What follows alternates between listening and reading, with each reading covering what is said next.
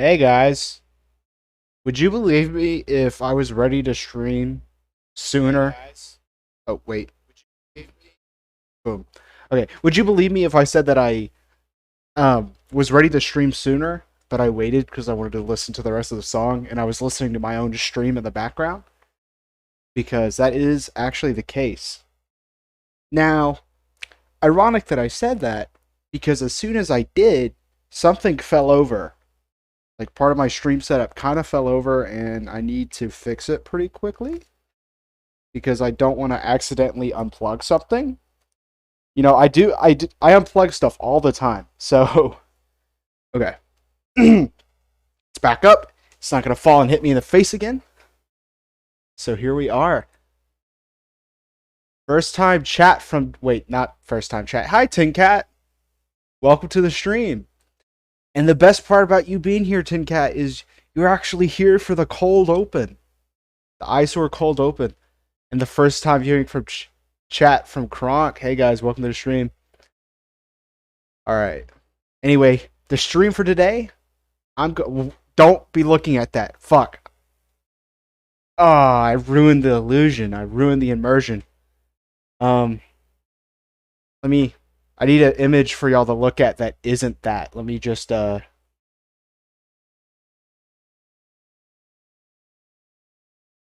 this is a leftover from the last stream, but it's gonna have to do. Hashtag pride. Hashtag pride month. Um, I was prepared until something fell from my ceiling here in Cloud Purgatory. All right, today's stream is simple. I need to get some art done. I'm making an emote.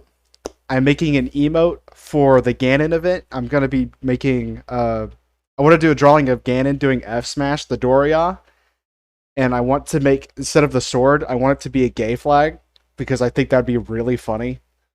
I talked to Ben, and he's down with making it an emote in the Oklahoma server, so that's gonna be pretty baller. Also, doing some free content with the tier list maker. I'm gonna be doing one over a Smasher Pass with Smash characters. Then I also got one for Cartoon Network shows, and then Sonic characters. And then after that, we're gonna get into the art stream. So, I think we're just about ready here. I'm gonna get this ready, and wait. Okay, one more behind the scenes check. One more behind the scenes check. All right. And so, are you really making more tier lists instead of actually playing through Kingdom Hearts? Oh, oh, hey, Lord Satan! I didn't know if you were going to tune in here for this cold open or not. I'm glad you showed up. And to answer your question, yeah, I'm still not playing. I'm still not playing Kingdom Hearts yet, man. I'm just not ready. See, in fact, the fact is, Satan, I'm actually waiting for my friend.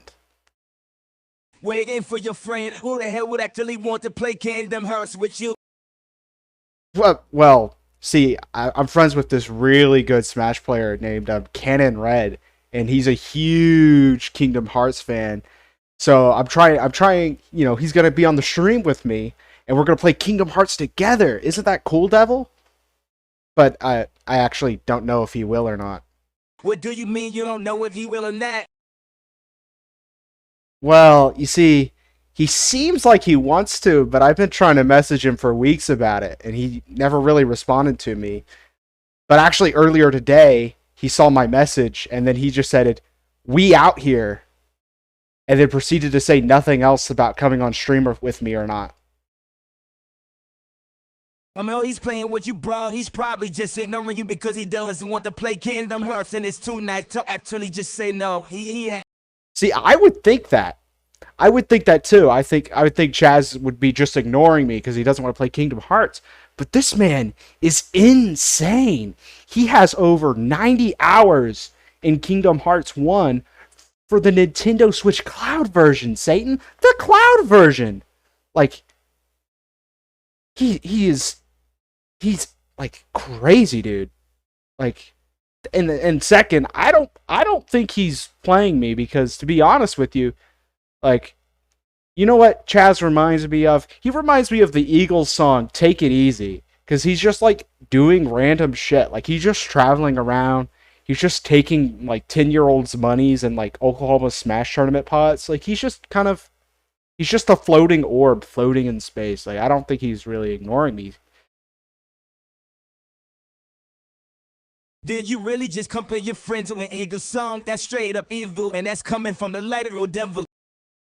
Yeah, yeah, you're right. I probably shouldn't compare my friends to Eagles songs. That's a pretty harsh thing to do. Well, I guess enjoy your stream. Also, since you have yet to start Kingdom Hearts, I'm not into your contract that you must draw me a cute little clone girl. A, a cute little clown girl. That's sounds really weird. That sounds really freaking weird, dude. Okay, cold's open over. I kind of butchered it a little bit, but here we are. All right, let's just get right into this. So this is going to be a smash or pass tier list. Let me be a gamer.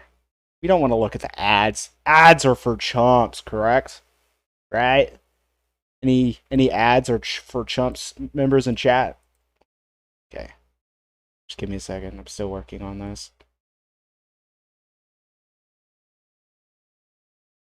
That's good enough, actually. All right. First off, Bayonetta. The thing fell from my ceiling again. God fucking damn it. Do I just let it dangle there? You know, fucking god damn it.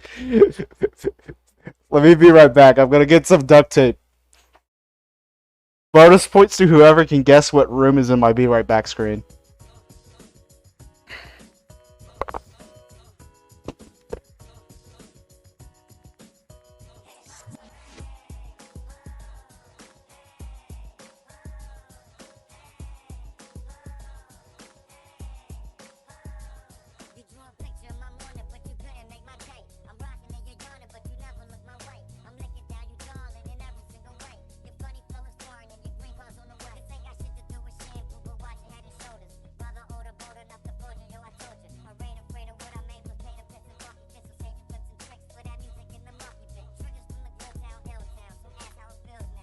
Okay, I found the tape.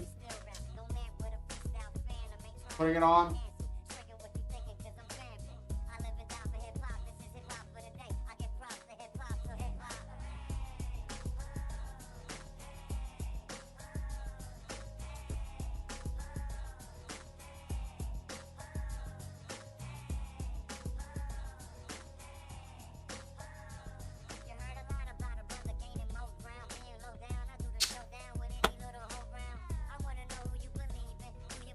Can y'all hear the duct tape? I think y'all can hear the duct tape. According to OBS, y'all can hear me using the duct tape.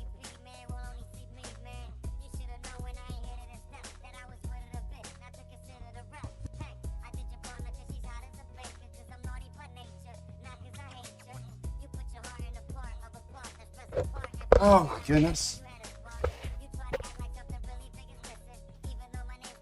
Okay, we're back. That was, you know, chat. Whenever next time they say Ice Wars the Clown stream setup is hanging by a thread, you can correct them, and you'll say to them, actually, it's hanging up by a piece of duct tape.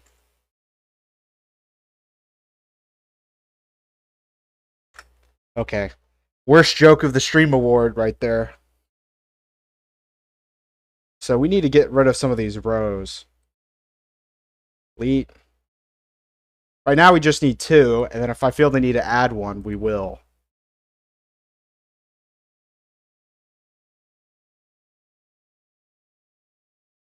Alright. S for smash. G for pass. We're going to add another row called Literally a Child.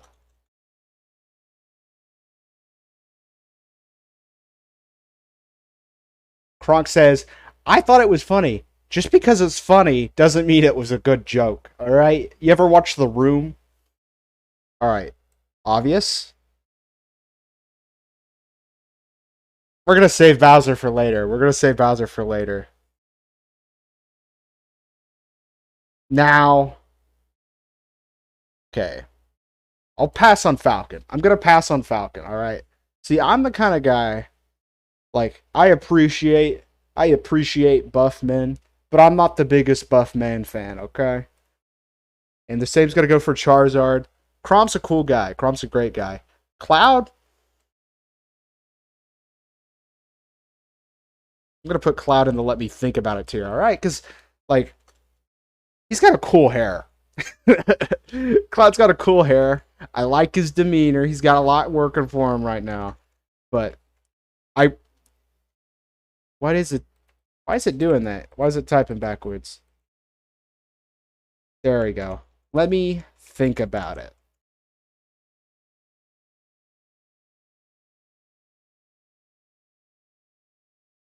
Daisy's a good smash. All right, Daisy's a great smash. The main thing I'm looking for right now is personality. And I can't believe I'm saying that while making a Smasher Pass tier list. I'm like, yeah, I'm thinking about the personality. But to be honest, I just am. Dark Pit, let me think about it.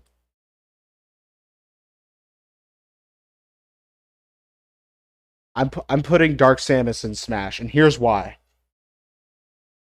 I do it not because like I want to. I'm just curious what it's like. I'm actually just curious what exactly um having coitus with whatever the hell that thing is would be like. And I'm saying coitus because, I'm asexual. Gonna put on some music. Pretty sure I have it separated from the VOD music, so you can't hear it. If you're watching the VOD or the YouTube video that I might make for this, you can't hear it, but that's okay. It's still there. Um, but I'm interested in it. Like, I just want to see what it's like. I'm gonna pass on the monkey. I'm gonna pass on this monkey. I'm gonna pass on the doctor.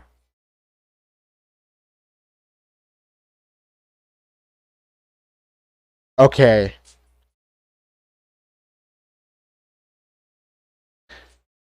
Now, I might be literally insane for having to think about the duck hunt dog, but he is such a suave gentleman. Like, look at his face. Look at his demeanor. Like, the dude, like, he just has a sort of charm to him. And I think, like, the thing that's keeping me is that I kind of, like, put him in the same tier as this, where it's like, that's literally, like, it's a non-conscious animal. It's a non-conscious animal. Like, I'm, like, putting attributes to Duck Hunt Dog that aren't actually there. Like, yeah.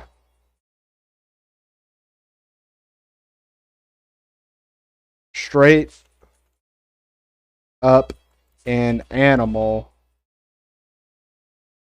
There we go. Now, something like Bowser or okay, like Fox and Falco, yeah, they're animals, but they have like human-like qualities. They're personified a bit. Duck Hunt Dog is just kind of an asshole dog, and I really appreciate the charm of the asshole dog. And if the asshole dog had a little bit more like human traits, I would probably say Smash. But that's just a dog, all right? And I ain't no dog lover. I ain't no dog lover. Speaking of which, Falco, Smash, Fox, pass. Ganondorf, pass.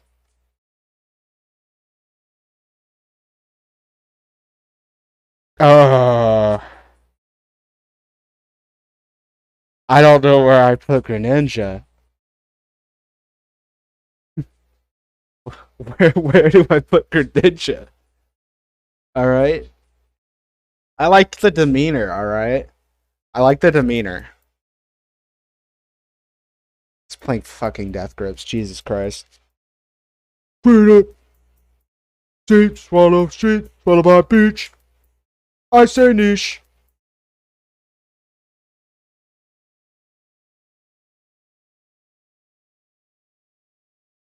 I'm pretty sure the ice climbers are children.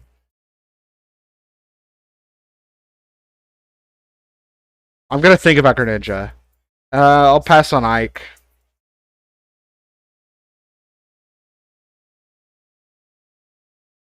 I'm gonna pass. I'm gonna pass on Incineroar. All right. Okay. I need to make a new tier. I need to make a new tier.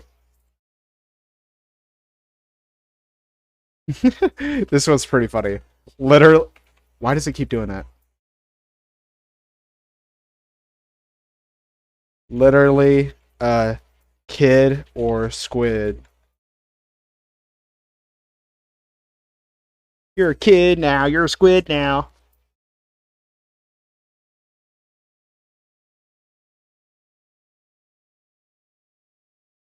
I like Isabel. All right, like Isabel is a very nice person, and they're very caring. They're very concerning. They're very involved. Like I think I would enjoy myself with Isabel, especially Isabel can take a few jokes. Like she likes humor. She's funny. That's what's good for me. Ivysaur, eh.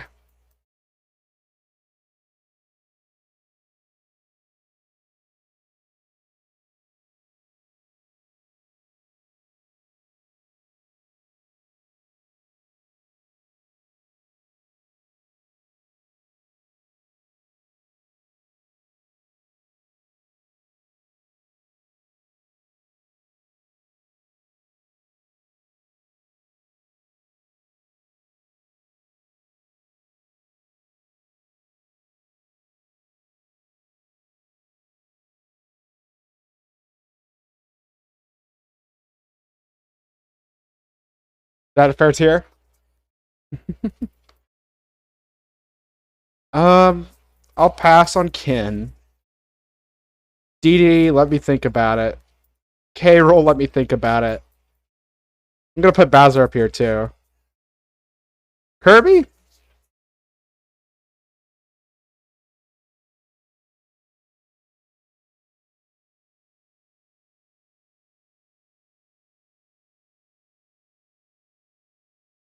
It's doing the thing again. Okay, let me fix it.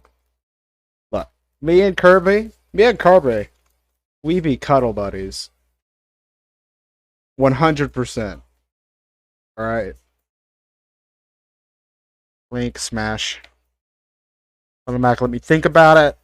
Lucario, pass. Lucas, literally a child. How old is Lucina? Honestly, Lucina's a pass either way. I just want to know. I have a feeling she's like 16. 14 or 16. Yep. And she was a pass anyway.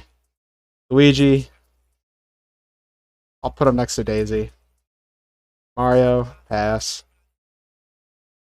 Marth.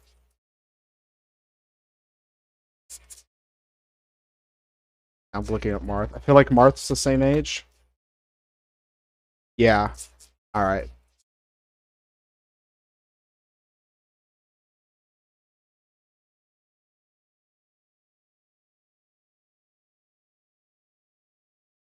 Just I'm being pretty like quiet with some of these. Like there's nothing to say.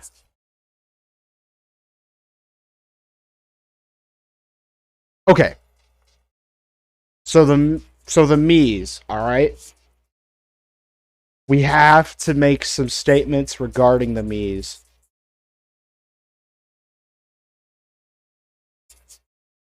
We have to make some statements regarding the Mii's.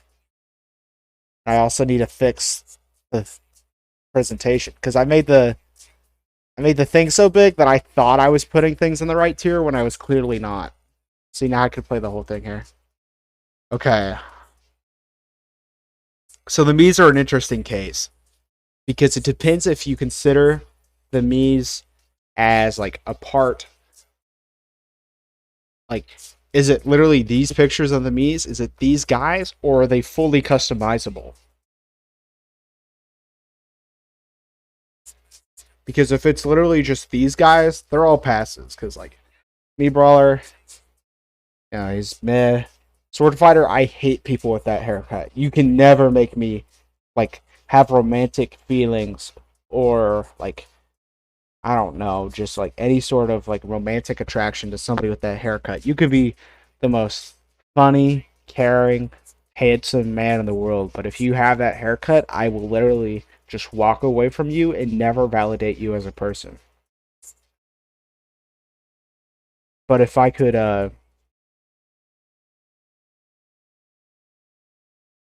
like just putting us in get to while we're here. If I could like change their hair, make them wear like costumes and shit, like I don't know, turn Me Gunner into Sans. Okay, we got to make another tier.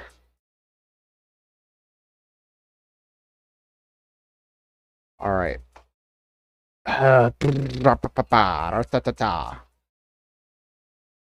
Only if they are customizable Sans.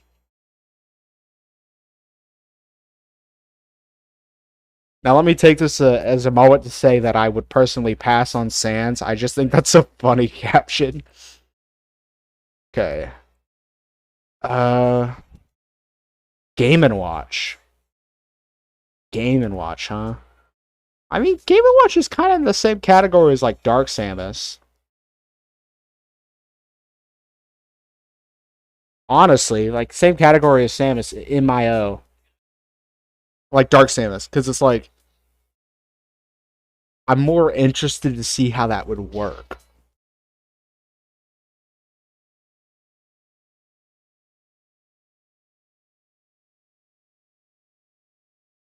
Does that mean I need to make another new tier? Yeah, I guess I do.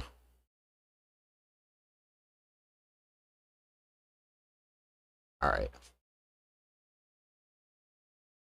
Out of curiosity,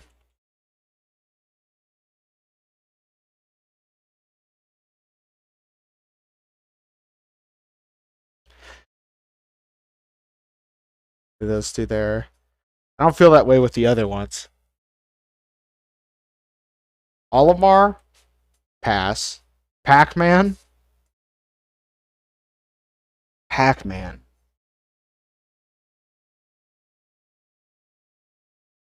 Pac-Man.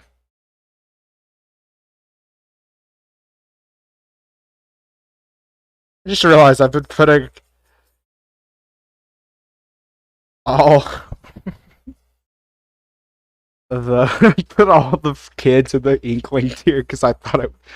All right.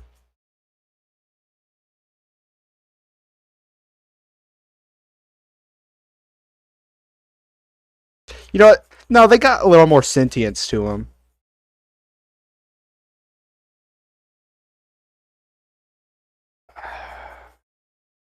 Pac-Man is a real stumper. I gotta think about it. I hate that I'm saying that, and I don't have the words to explain it quite yet.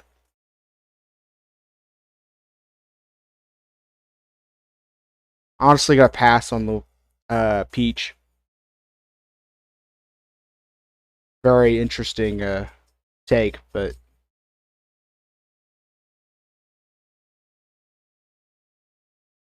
Squirtle here.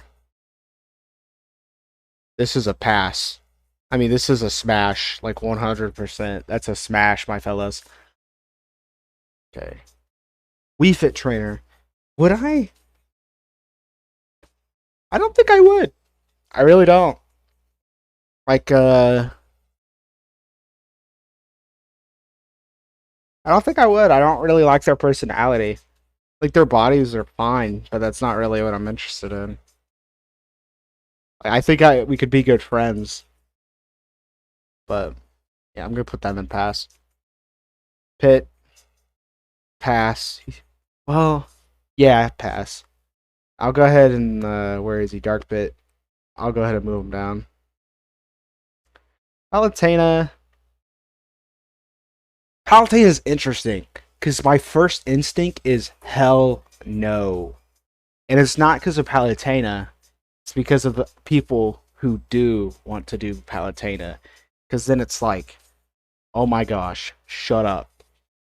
Like it's an oversaturation issue where I'm like, in my brain, I don't think of Palutena. I think of the people who like make their personality they want to have sex with Palutena. Like that's personally just not for me, bro. Not for me. Uh, but Palutena as a character is very sweet. She's got wit. She's got wit. The wit's gonna be what like brings her out of the no tier just because of her audience. Like her audience genuinely is like making me not want to get involved. It's like if you're like you're at school and there's this girl you really like and you think she's great, but then you look at all her friends and you absolutely hate her friends. Like you think her friends are annoying and stupid and ugly and Richter, I like his hair. Let me think about it.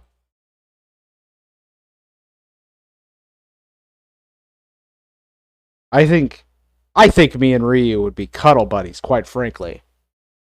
I think he would Tatsumaki his way straight into my bed, and I'll like squeeze his cheeks or something, and then he'll fucking uh, downlight me like 15 million times, and we'll just have a cutesy like platonic little cuddle.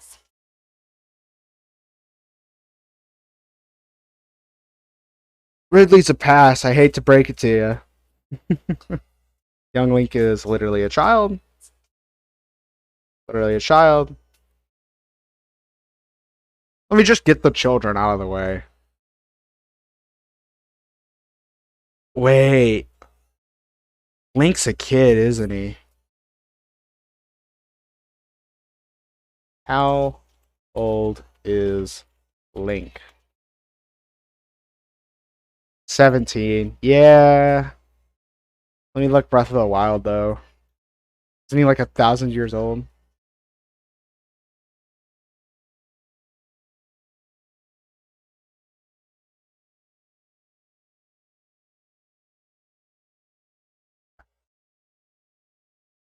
So he's over 100 years old at Breath of the Wild.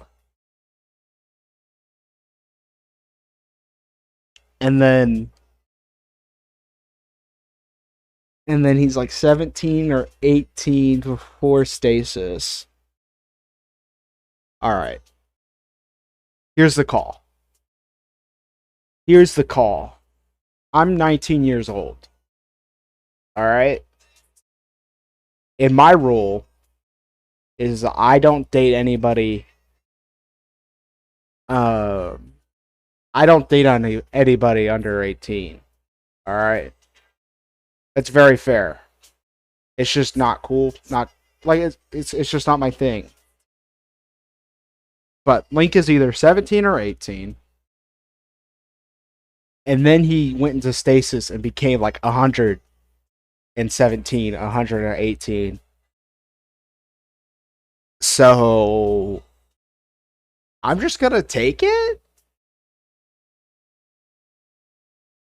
I think that's fair, right? I gotta look up Samus's age.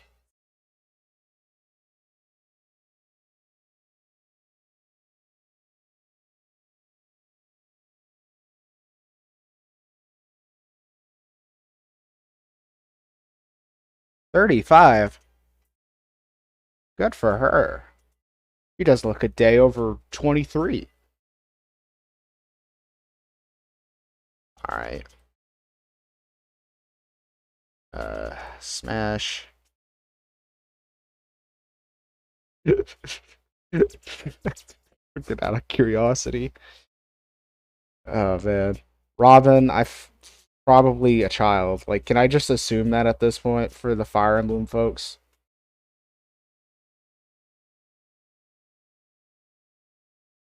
Bro, I love Rosalina.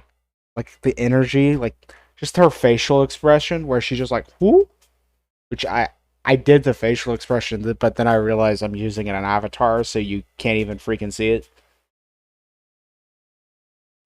Man, Okay. Roy is probably a child. Sheik is a child too. Shulk. Shulk's a pass, but let me see how old he is.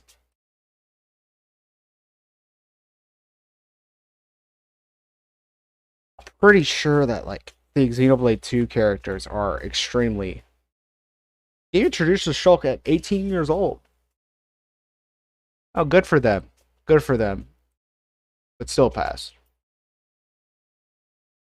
Oh boy, Richter's got that freaking Ric Flair look.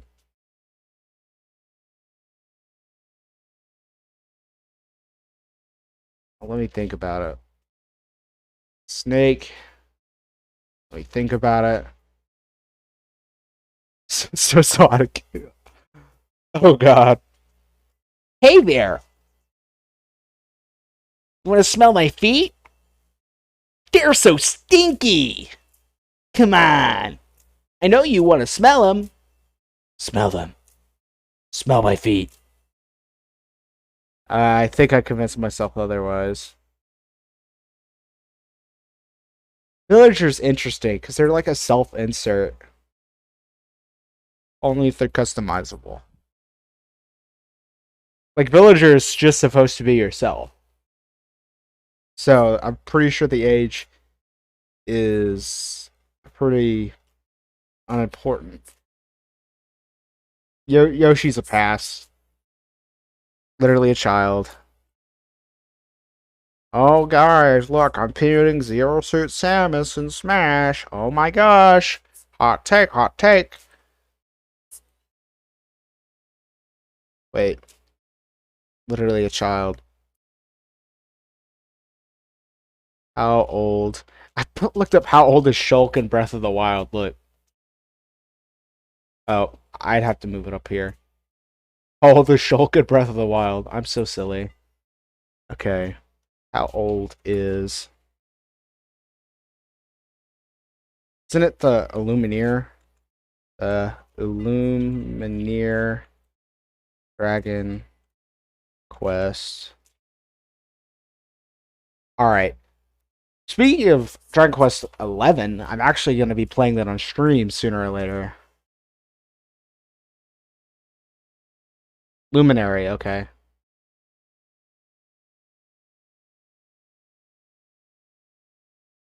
Luminary. 16, okay. I figured. It's kind of the case with JRPG characters. Banjo and Kazooie, and then just Banjo. The creator of the tier list specifically included one of just Banjo, meaning that Banjo and Kazooie right here would be a three-way. We're gonna leave that for later. Sora is literally a child. I'd have to think about Terry. Min Min. How old is Min Min? You think I'm going on a watch list after this? Oh, 18. The Min Min in Smash?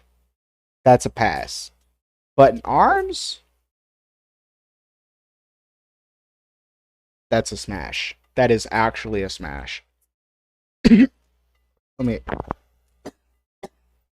Oh, sorry. My throat. I need a drink.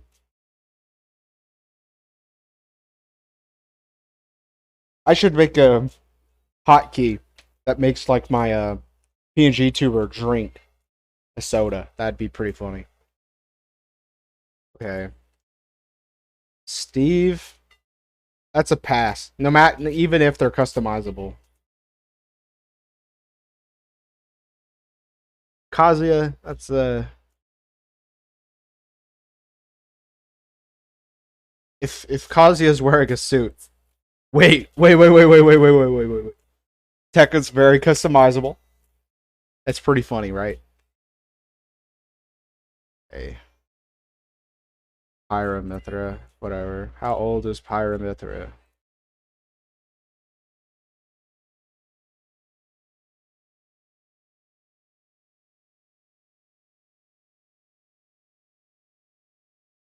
How old are the Pyra? Pyramids at Giza is built as one of Egypt's biggest mysteries. The Giza pyramids, built to endure an eternity, have done just that. The monumental tombs of Egypt's or relics of Egypt's old kingdom era and were constructed. Wow, guys, Pyramid is really old. Therefore, my interest in having intercourse with her is perfectly fine. Shoot.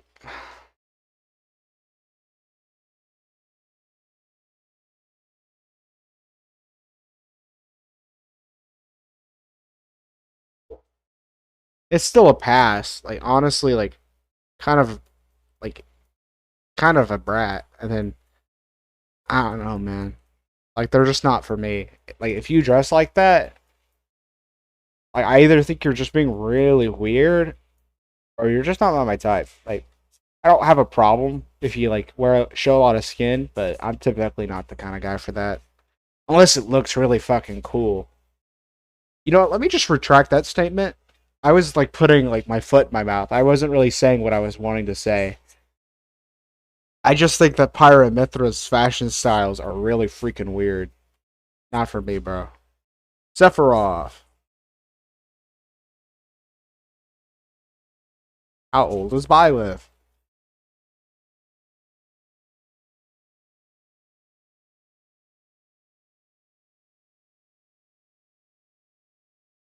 Oh, they're in their 20s. Let me think about it. Pass. I'm not. I almost said I'm not into bears. I had to. I had to think about that for a second. I had to think about what I felt before I said that.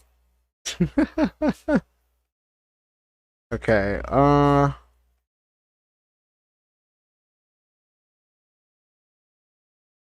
right. Let's get through the thinkers. All right. Let's get through the thinkers. Little Mac. Pass.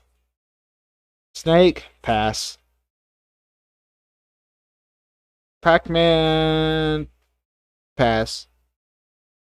DDD. Pass. K-Rool. Pass.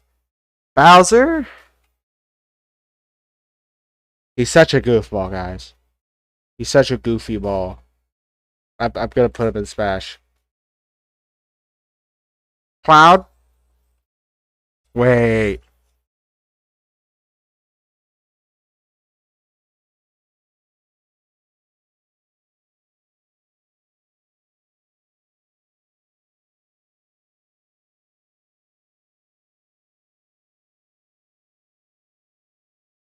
Guys, I have bad news. I have bad news. The Smash Bro. It's the Smash Bro. Woo! I'm paying myself over here.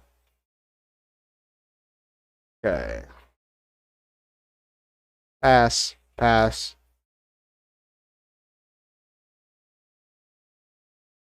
See, when I put Core in here, I forgot about the Fire Emblem characters all being children. So, putting them down in their place.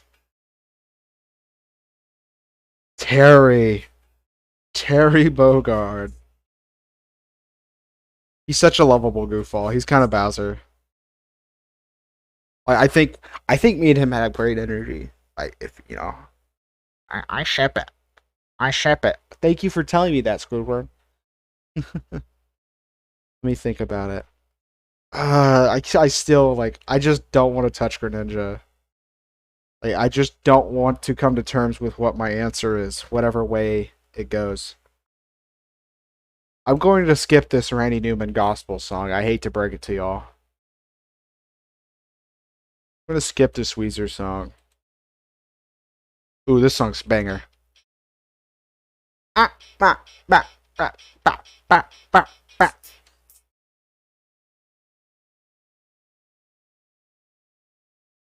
Oh my god, fucking woof, dude. I gotta give in. I gotta give in. You know what? I give in. Byleth. Do I give in on Byleth?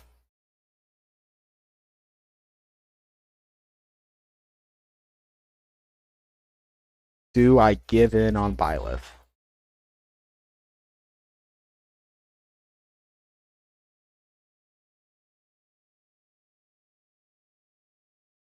You know what? Fuck it. Yeah.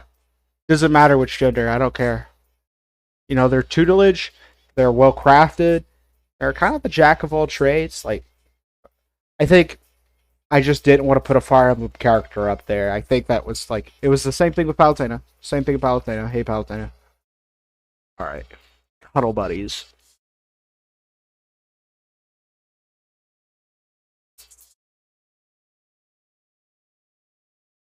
Is there anybody I'd move into cuddle buddies?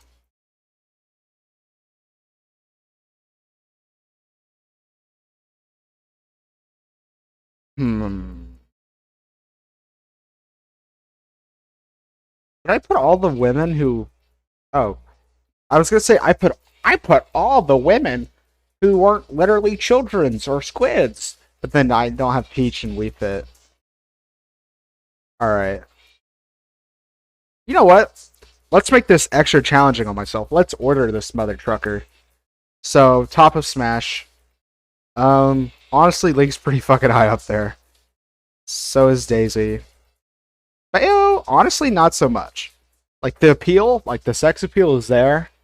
That's not, you know, like I hate fucking pulling the personality card so fucking much. But I am, because it's just kind of how I am. Like the personalities to win. Like I love people who are confident in themselves and like not necessarily arrogant. Like arrogance kind of gets on my nerves just a little bit, which is why like I don't know. I like confidence. Arrogance is what ticks me off. Cloud's really fucking high up there. Bogart's pretty low. Halu's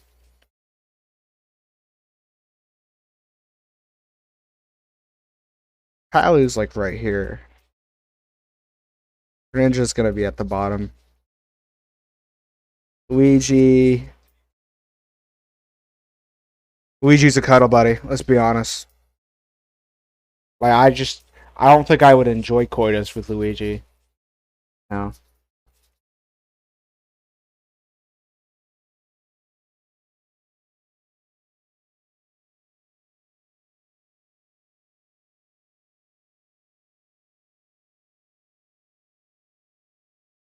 I'm debating if I want to move Isabel. You know what? I'll move Isabel down. Because like now that I'm thinking about it more, I'm like, this is weird to say, but like I'm imagining things in my head, and I'm like, actually, I changed my mind.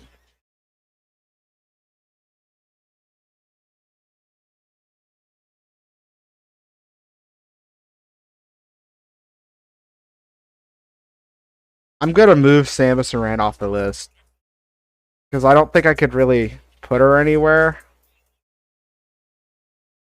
Literally a kidder squid.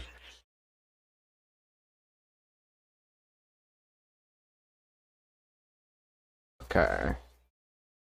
Out of curiosity, let's see this order. Would Daisy go above Rosa? No. Would Daisy go above these guys? Okay.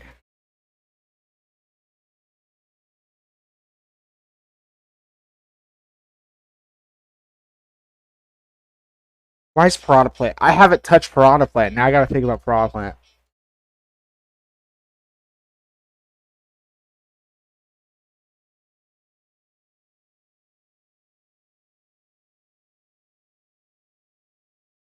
Piranha Plant stays where he is. I don't like admitting that, but he does.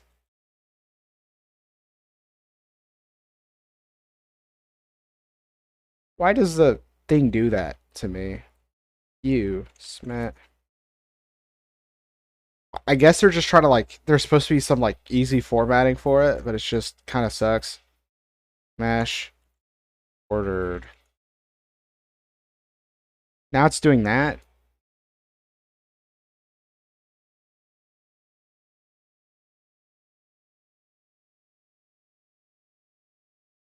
Sure, just have it in that weird ass format.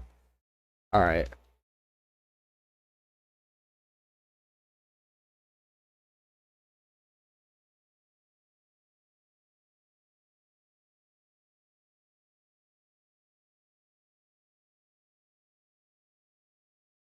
Out of curiosity, that doesn't really need to be ordered.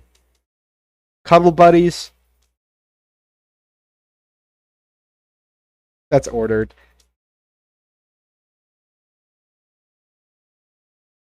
Okay, we don't need let me think about it anymore. Pass. Let's do ordered. Ordered in terms of if I had to.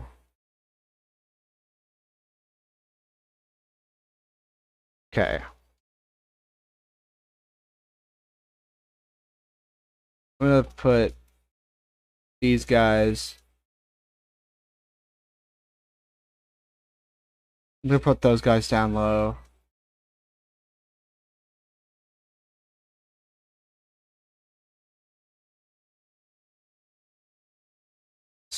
Steve. Okay. Now this is where it gets hard, I guess.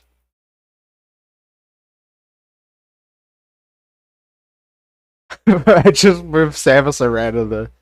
Okay, here's why. I was just thinking, like, can't she like change her missiles? Wouldn't it be a pretty funny category to put her into? Okay. Uh,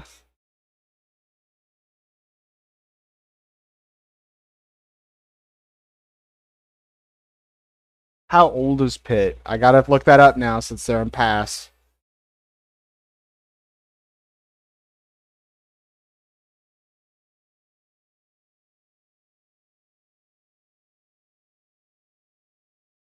$13. Good thing I did that.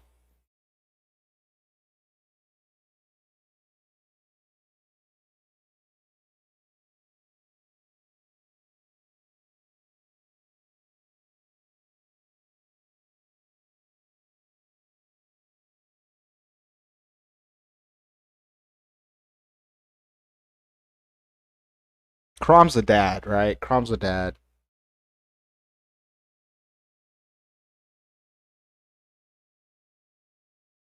Ike's a kid.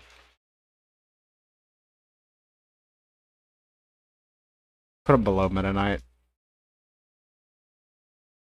Put Shulk. Just kind of moving him around right now. Alright.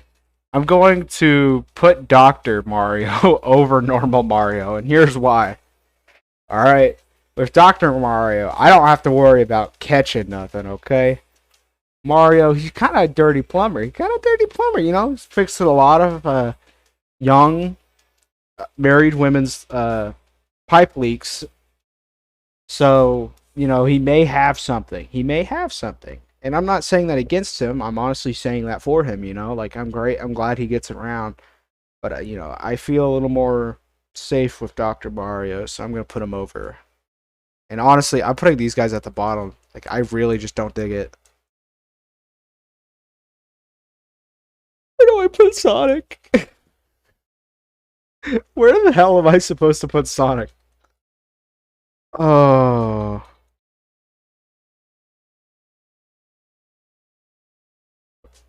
The hotkey I use for streamers, the PNG tuber is the same thing I use to switch tabs apparently. I really need to reevaluate my tabs. I did a pretty shitty job choosing them. Okay. Not my tabs, my hotkeys. Okay. Lucario's gonna go above Yoshi. I love Wario. Like, I'd be friends with Wario. But there's just no way I'm getting. There's just no way I'm getting down with them, to be honest. Peach would go pretty high up there.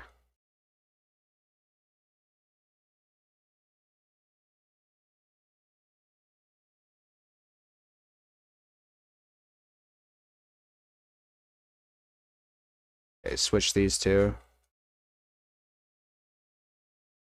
Shulk, yeah. You know what? Fucking Pac-Man go to the top. I do not care.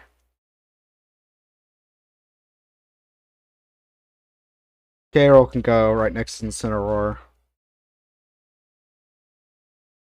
DD, I just really don't want to.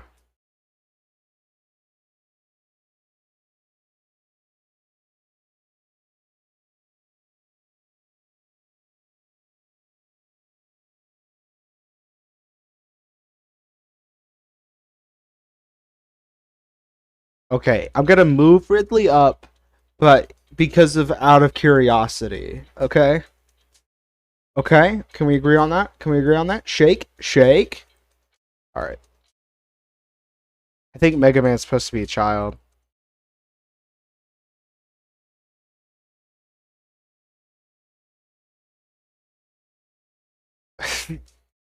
But I really.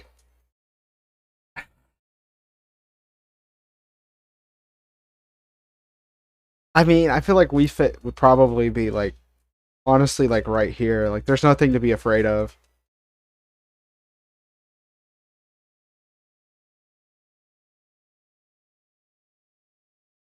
I'm gonna put like Meta Knight like right here. Put them right there. Steve goes for Fox. Olimar is gonna go down quite a bit. Like, in front of Wario.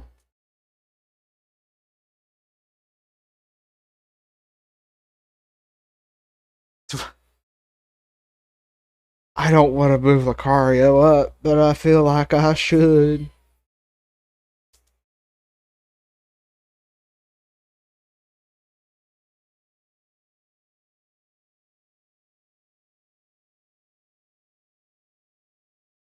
Ken should go up. Like, I'd do that before Ridley, at least. Same for.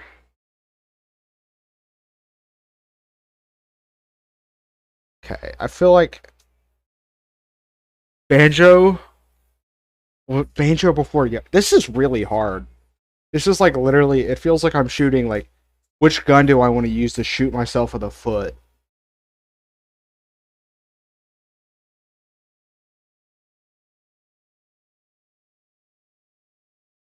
I think we're about done.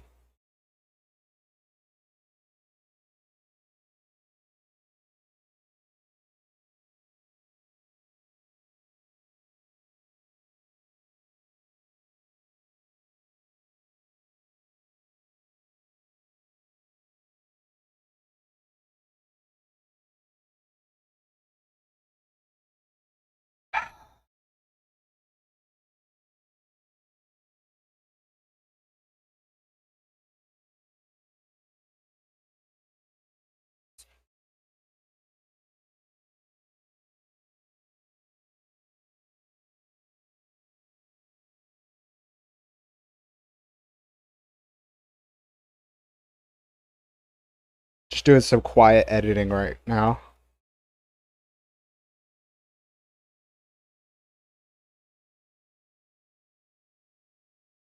You know what? 2 words. Catholic cock.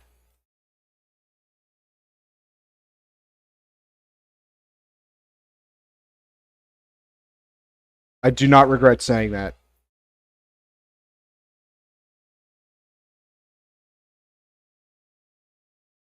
I had to switch tabs, but it's what it is. Wait, what if I make this the second tab? Then can I just boom? All right, game theoried it. Okay. Question: would I have sex with any of these before I did with Meta Knight? Yeah. Would I move any of these guys up to cuddle buddies?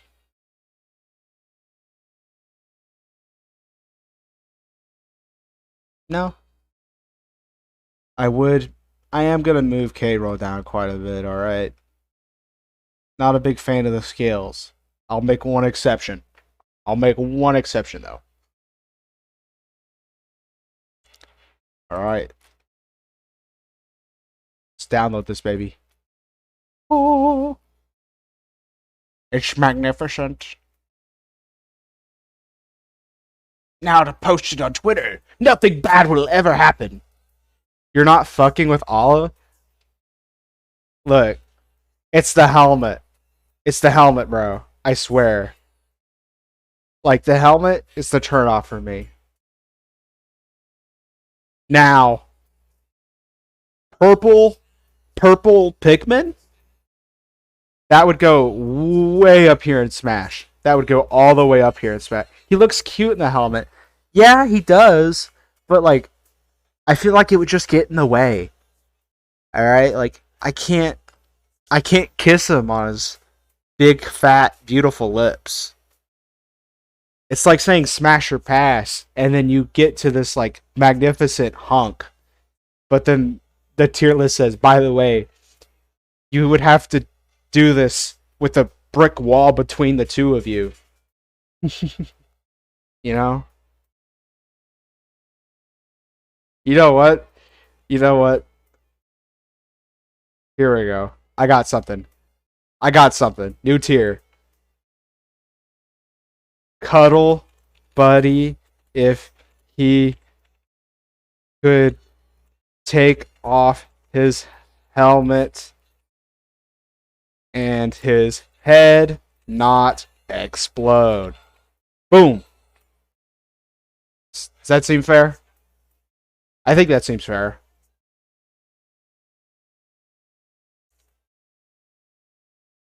Oh wait, I gotta make sure they know Cuddle Buddies is ordered.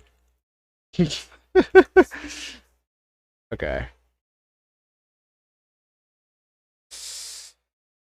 All right. I'm gonna do a final Nasby sweep. I did not even mean to say that. The sweep and Nasby sweep are the same words in my head. Final sweep. Cloud, Prod Plant.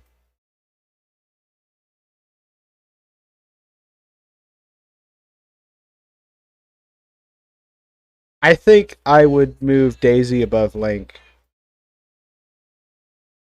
And Plant. Yeah. Out of curiosity, that's not ordered. Ordered.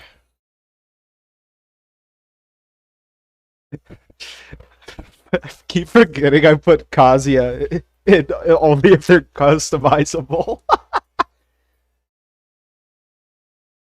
Okay. Where did... Oh. I accidentally move... There you go. Pass ordered in terms of... I don't like Incineroar being that high up. But I feel like... I don't know. I don't want that... I don't want, like, war crime cock over Incineroar penis. I hate saying that. Which they're passes anyway, but... I just realized I'm applying for a lot of jobs. And I'm out here streaming talking about cat wiener. Oh, God. This is embarrassing. Okay. Isn't Diddy Kong both a kid and a... You're right, Diddy is a kid. The animal tier is for, like, if they're not personified, like if they don't have, like, literally zero like human traits. And I feel like I'm gonna move these Pokemon down here too.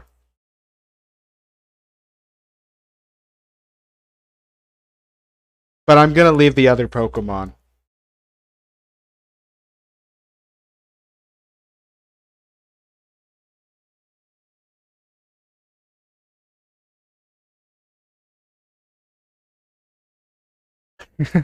Meat Biscuit flaming out over the fucking personal Jesus. Yeah, dude, I love Depeche Mode. I got a Depeche Mode shirt for my birthday that I was super happy about. And then this was like when I was a lot younger. And then my mom like had the dryer set to the highest setting. And I kept telling her, like, hey, Mom, I don't want to put my clothes in the dryer on these settings. But then she said, oh, you have to. I'm like, Okay? And like usually, usually if you were in my situation and you'd be like, yeah, I'm just going to change it and then change it back when I'm done. But my mother was genuinely the kind of person to go look at the dryer settings mid wash. So I had to dry in like super hot and it shrank my shirt like a complete size. Like I lost a lot of weight and it still doesn't fit me. But yeah, Depeche Mode. It's pretty high up in my top 15, which that's something I should do sometime. All right, we're done here. We're done with this tier list. Now, moving on to the good stuff. Cartoon Network shows 2010 to now tier list maker. Ah, that's right. We're getting serious. Bionic Titans. Actually, what I'm going to do is I'm going to get the haven't seen it at all.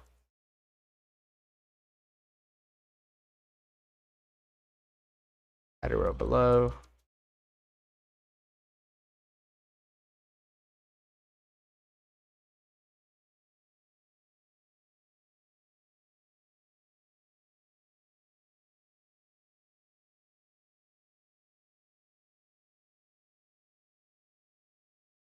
Violator is in my top 20 by now, which is saying something. Yeah. Depeche Mode is in a weird spot for me because usually with bands I really, really like, I listen through their entire discography. But Depeche Mode was a band I got into in middle school. And I'm like up to like fifth grade and listening to the entire discography of bands I like, which is kind of an odd thing to say.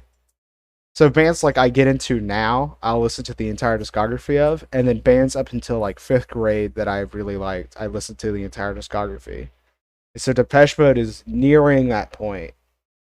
Around seventh grade is when I got really into new wave. This is a song by an obscure Canadian pop band that I listened to in like fourth grade. Also, my music playlist is 1,548 songs. All right. Bionic Titan. Bionic Titan's pretty good. Average.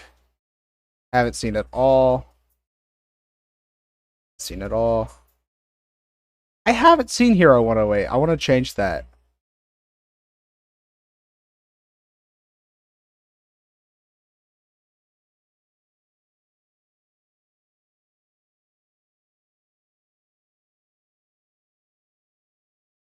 Okay. You know of Prozac, actually? No. How? I've literally met only one other person in my life who has, and it was because of a Disney Extreme Skate Adventure. Oh, Meat Biscuit. You don't know this, but there's a secret place in my brain, and it's a vault, and only I know the password. And I just put the names of people who've heard of Prozac before. I think I've heard of them from a random YMS stream. Like, your movie sucks.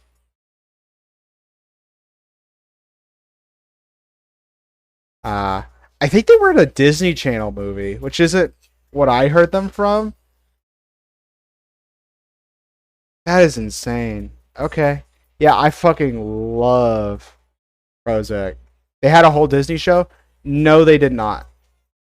They had um they had music videos, and you might be thinking of that because they had animated music videos, and they did decent in the Canadian market. They had one music video for Disney Channel, and then Disney just kind of shoved them under the carpet. Their song was like used in a Disney Channel movie.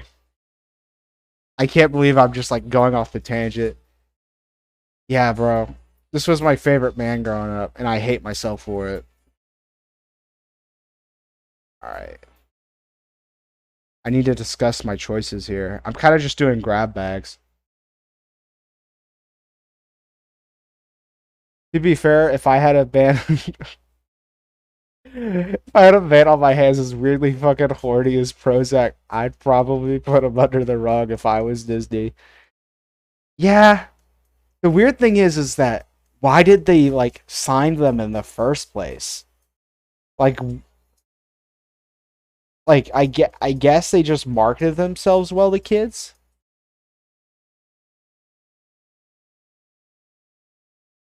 I never watched the Thundercats reboot. Just wasn't meant for me. The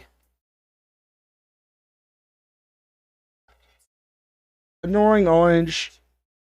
See, we're gonna see a lot of like, we're gonna see like quite a few of the really annoying shows actually get like a not horrible placement, because sometimes I think just being an awful show is to its benefit, which that's like that's a super common thing to say in the internet age, but still, base Looney Tunes show playlist. Yeah, dude. I had my little brother. Like, I'll go to my little brother and I'll say, "Hey, watch this show," and then he'll go watch like 2 episodes of it, and then decide if he wants to watch the rest of it.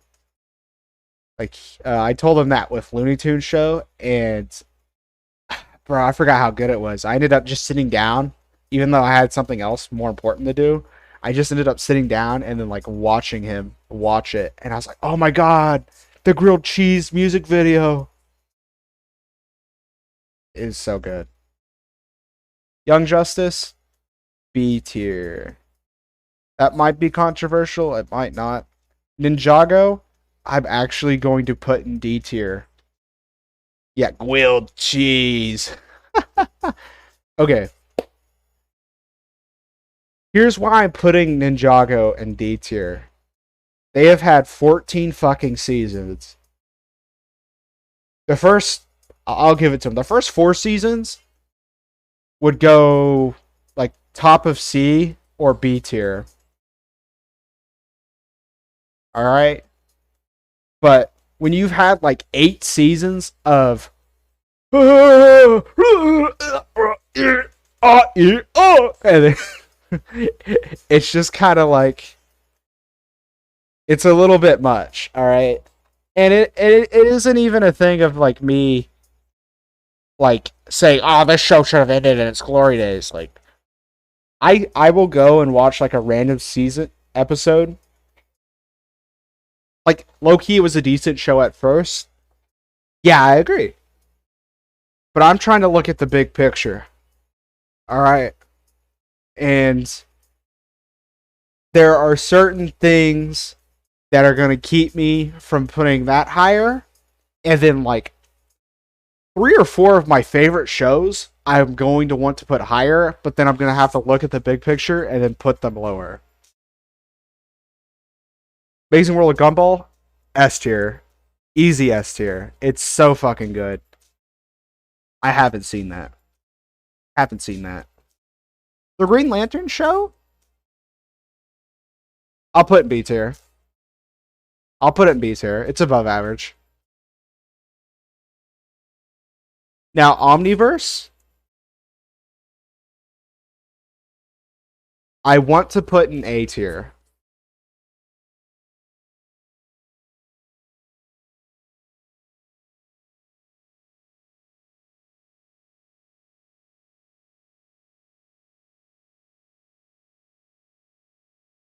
You know what?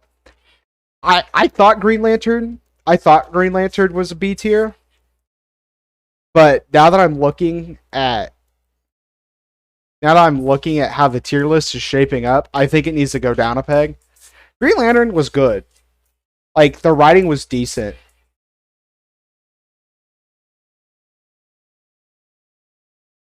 Omniverse? Omniverse is weird, and I'm actually gonna create its own tier for it.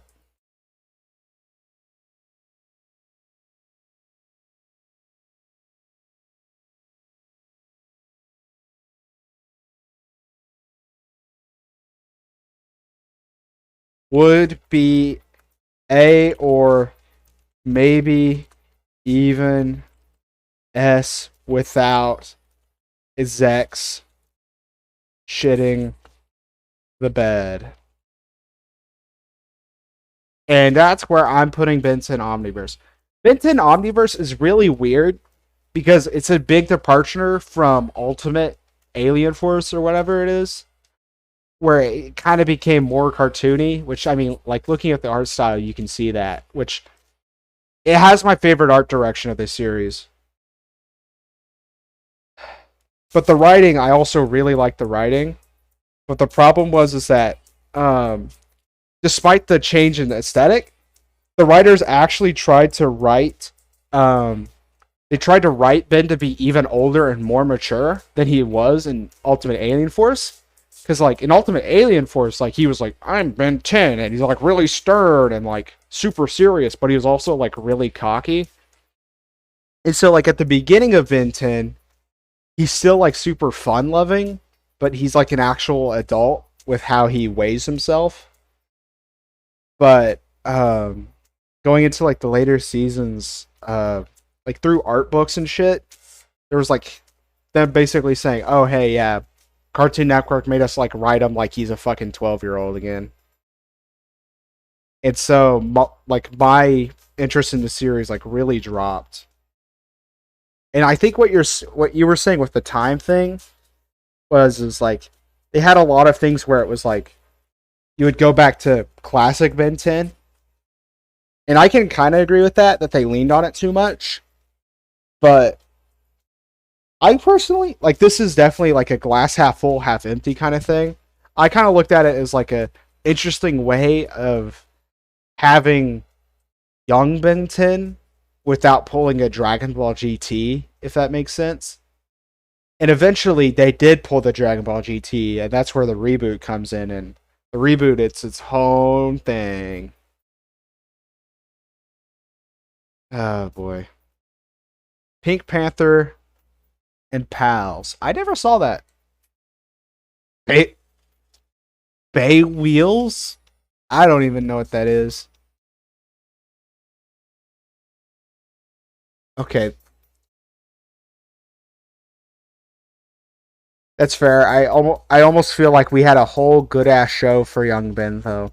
I agree with that. And the classic Ben 10 is going to go really high. But it also wasn't a thing where, like, with Ben 10 Omniverse, I didn't feel like it was like over. I didn't feel like it was stepping on the toes of classic Ben 10. Because I felt like classic Ben 10 was just more classic Ben 10. Like, it wasn't a situation with, I don't know, like Toy Story 4. Where, like, Toy Story 4, in my opinion, wasn't bad, but it could have been, like, it, you know. That's fair. I'd have to rewatch, to be honest. Yeah, I haven't rewatched the entire series. I've rewatched, like, um, I watched, like, the first 13 episodes, and then I, like, skipped forward a bit because I was trying to think if what I remember happening to be the case was still the case. Like, Omniverse, here's a really good analogy. You ever have a Vanoss phase? You know, Vanoss gaming? Um, it's like Vanoss. Like, Vanoss fans will grow up and then stop liking Vanoss, and they'll think he became less funny. If you go and watch a Vanoss video from 2012 or whenever he first got big, and then you skip forward and watch one right now, it is the exact same content. Like, he isn't any more or less funny. It's just that, you know, people grew older and grew distant from the franchise. And I think that's a big problem with series like Ben 10. And probably even when you compare early Adventure Time to later Adventure Time, where, like, it's a slight decrease in quality, but because of, like, viewer fatigue, as well as just shifting taste buds, it can feel a bit drastic. And I think one thing with me is I just never got tired of kid animation. Not even like some people where it's like they really liked it and then they like grew distant and then they came back like a full on freight train back into it. I never really left. Riders of Berk. I think that's like up with Green Lantern. Like it had some pretty baller moments, but there was also a lot of dry DreamWorks television show moments as well. I'm not going to rank Beyblade. Legends of Chima.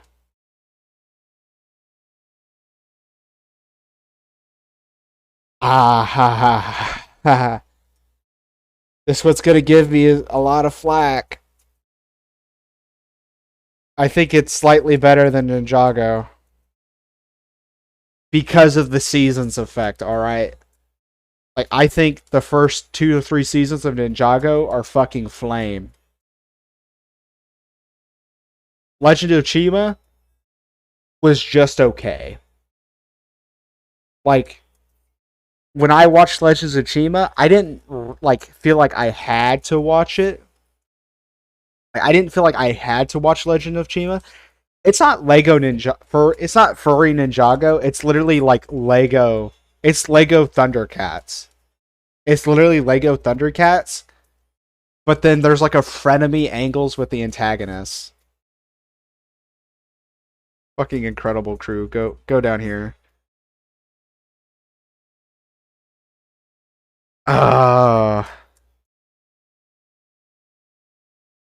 This is where things get hairy.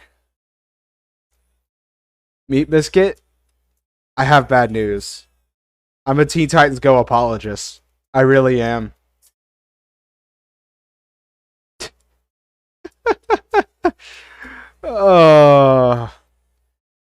So, Teen Titans Go is low-key funny, Lamau.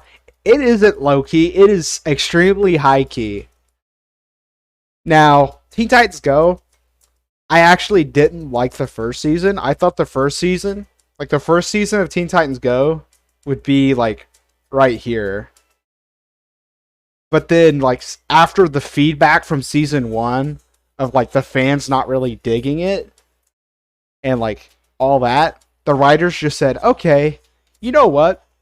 Why even try to act like this is a Teen Titans show?" And then the writing just became so fucking funny. And I would put it in S tier, but the fart jokes are even more apparent, and season 1 is still kind of a hamper, and the latest season feels very pandery. Yeah, when the writers just decided to do shit, it got way funnier, though. Episodes are super hit or miss because of it. Yeah, I agree. Like, have you heard of the episode where the Teen Titans go fight De La Soul's record label? If you know who De La Soul is, rap group. I'm not even just saying this to you, Meep. I'm also saying this to the YouTube viewers and the Twitch viewers or whatever.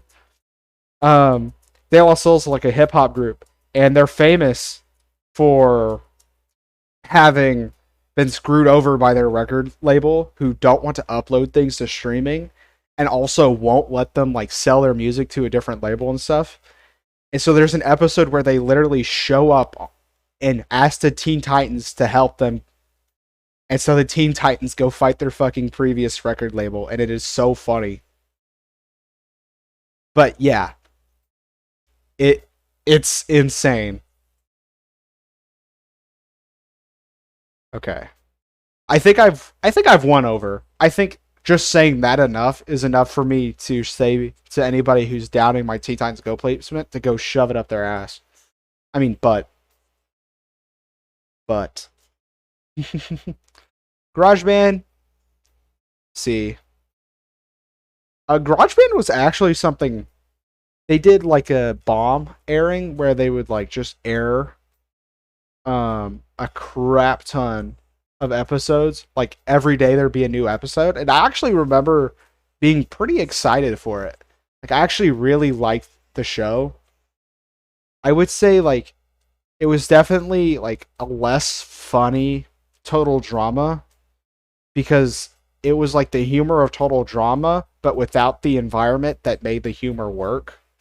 And so It felt kind of average. It felt average. I would put it below Naked Animals. Time to Play Catch. Is that the Batman? I think that's the Batman, right? If that's the Batman, I think I'd put it in B tier. Yeah. Yeah. I'd put Uncle Grandpa top of C tier. I don't like Uncle Grandpa, but like I try to like when I got older, I went back and looked at it at a more critical standpoint. I think Uncle Grandpa is the best version of problem solvers and like Secret Adventure for Awesome. Like I think this is basically the peak of that sort of comedy without having to shift up. I don't fuck with Uncle Grandpa. I don't either, but I also just like respect it. Okay, but you just named two terrible shows. Yeah, they are terrible. I just think Uncle Grandpa is the good version of those. But okay, let me say this. I think if Uncle Grandpa came out today in 2022 and put it in on like Netflix or HBO Max, that show would be doing amazing. Like think about it.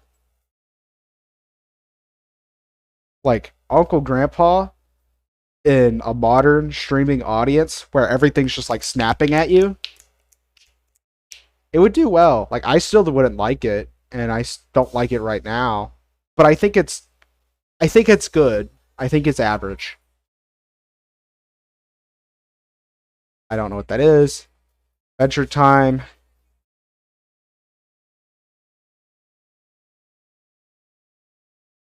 Yeah, Adventure Time's S.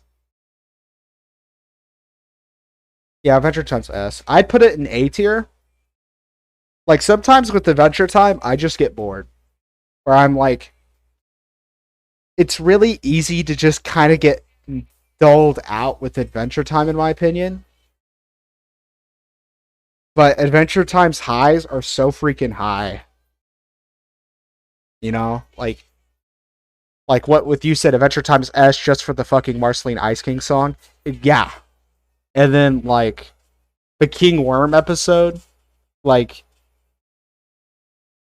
I think my like sometimes like just kind of like burnt out kind of feeling with Adventure Time. I think that feeling is completely voided because of how good the great moments are. Like I feel like Adventure Time, besides like maybe Over the Garden Wall and actually Amazing World of Gumball too, like Adventure Time has the biggest world. Like Adventure Time, despite all of its dumb random nonsense, actually feels like a place. Like it actually feels like a world with its own rules. And like it feels like a 7 series novel, like a 7 book series. Like there's a book and there's like 7 let me just reset that phrase.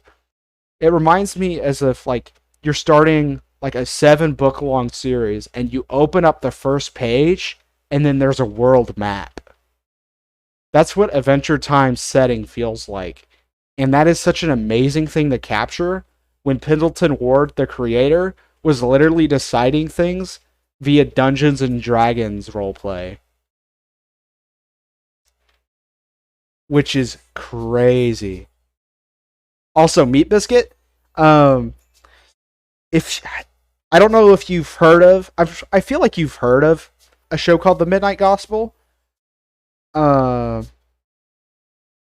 but there's a show. I'm gonna say this for YouTube as well. There's a show called The Midnight Gospel. It's on. Oh, I like The Midnight Gospel. Good. There's a show called The Midnight Gospel made by the same guy as Pendleton Ward. Well, the same guy, Pendleton Ward, who made Adventure Time. He's a creator. He collaborated with this podcaster to turn his podcast episodes into an animated series, and it has the same vibe and kind of spontaneous nature of Adventure Time, but it's put over pre-recorded footage, and It's beautiful. It's funny.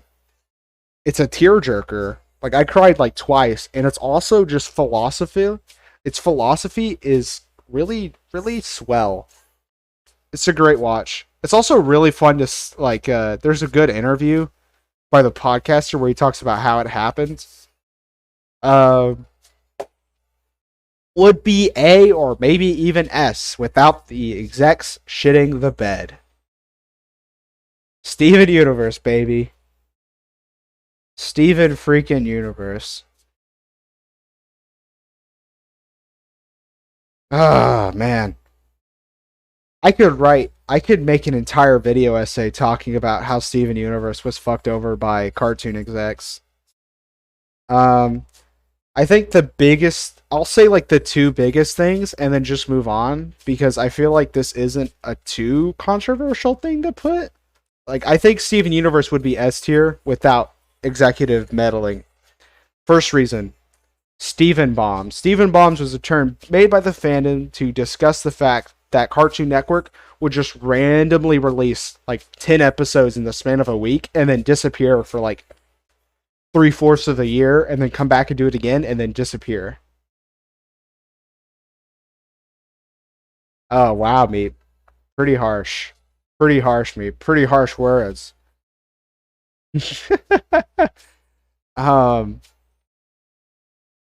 and then another thing is that uh, Steven Universe actually got canceled. It actually got canceled. It got canceled, and Becca Sugar had to go and basically like she said, just give us another chance. Just give us another chance. And they're like, okay, you have 5 episodes. You have 5 episodes, and you have to label it like a special. And so the entirety of like season 5, where everything was supposed to be revealed and climax, had to be done in 5 episodes. And that's why a lot of the complaints about how it feels rushed is that way, because it had to be. And then most of the time, if I point out that, a Steven Universe hater will say, oh, well then why did they spend half of their episodes talking about random beach city citizens? And then I respond with, that was also done by Cartoon Network. Cartoon Network wanted the show to be episodic, so that way they could do reruns without confusing newer viewers. And so they had a stipulation, like there was a ratio of how many beach episodes you could have to how many story episodes. So that way Cartoon Network had plenty of re-airable episodes, which is actually insane when you think about it. Okay, I need a drink of water. I'm going to mute my mic. I'm getting kind of a cough.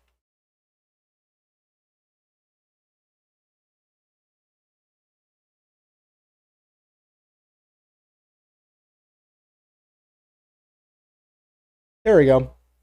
I found it funny that even when I muted my mic, the PNG tuber was still moving, so you could still hear me cough. But yeah, that's my feelings about Steven Universe. It was really funny because you know how I was talking about like the Looney Tunes thing. It also happened with Steven Universe. I told my little brother to go watch Steven Universe, and what is so funny about it is that my little brother, he's a jock. He's actually like, it's like 6 foot in 7th grade, which is pretty good height to be at for middle school. Like 7th grade especially. Like 8th grade, yeah, you'll probably see it quite a bit. He's a jock. Like he's on the starter team, and he's like very well toned. But his favorite cartoon show is Steven Universe. And I remember just like telling him about all the stuff that happened because of what they did. And he was like, "Oh my gosh, that explains so much. I was really like curious why the show's pace like randomly changed in the final act." I'm like, "Yeah, that's why. You see, this is why you don't kiss women, little bro. Because when you kiss a woman, Cartoon Network will cancel your show. Real pioneers. All right, Clarence.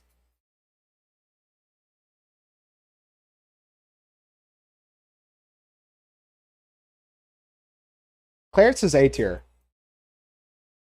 It's kind of a similar situation with Uncle Grandpa, where at first I didn't really like Clarence, and it was coming at a time where like I started getting into anime, Steven Universe, Adventure Time.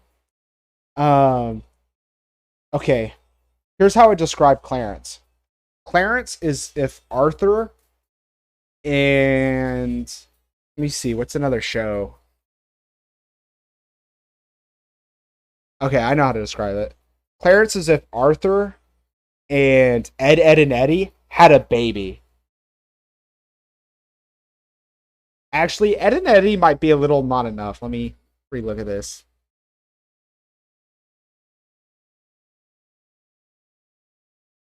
Huh.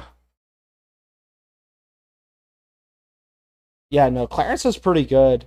Like, it's one of those shows where I look when I first saw it, I looked at it and I said, "Why is this even a fucking show?" Like, Clarence isn't like an enjoyable person. Like, why is that? And then I sat down and I like watched it a bit, and I'm like, "Wait a minute, that's intentional." Oh wait, it's like Arthur and Yick. But no, Clarence is a really charming show. Like, it does give off a very similar like neighborhood vibe, like Arthur and Ed and Eddie, and I think that's to its benefit. Um, Interesting facts about Clarence. Uh, the creator, who was also originally the voice of, also the voice of Clarence, was kind of a predator, like the Ren and Stimpy creator. And just like the Ren and Stimpy creator, the creator was fired from the show, and then the show got better as a result of it.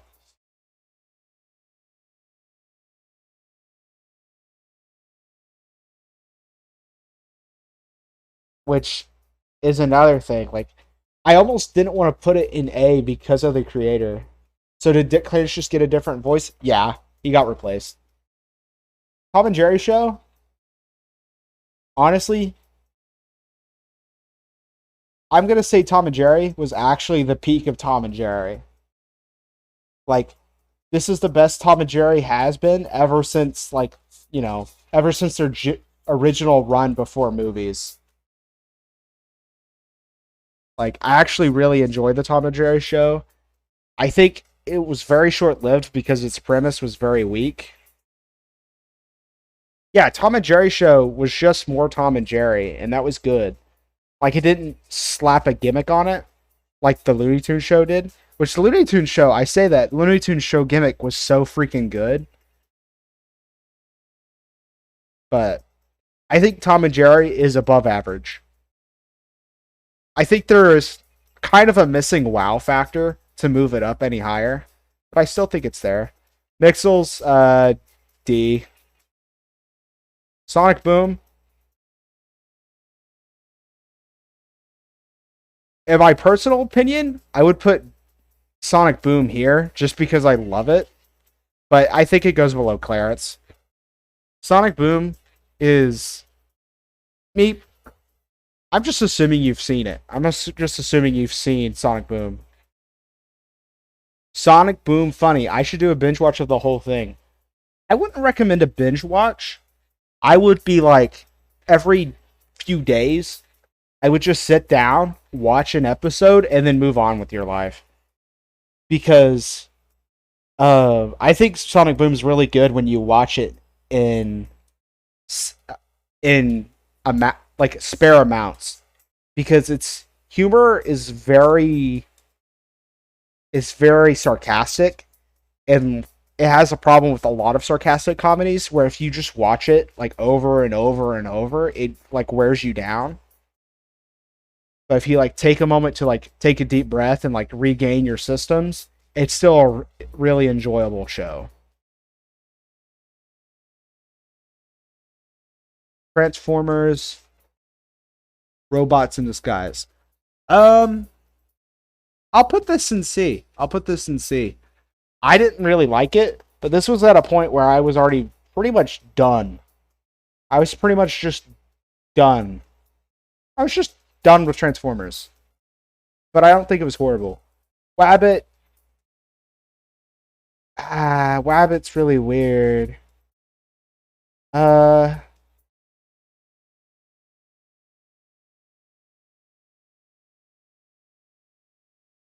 I think that's a good place for Transformers.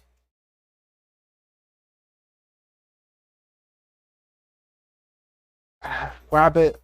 I do remember like not disliking Rabbit, but it also felt kind of just off.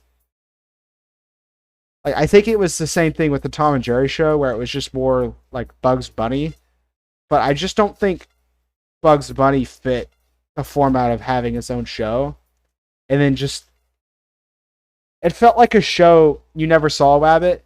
It was basically like Bugs Bunny shorts, but then they made them longer.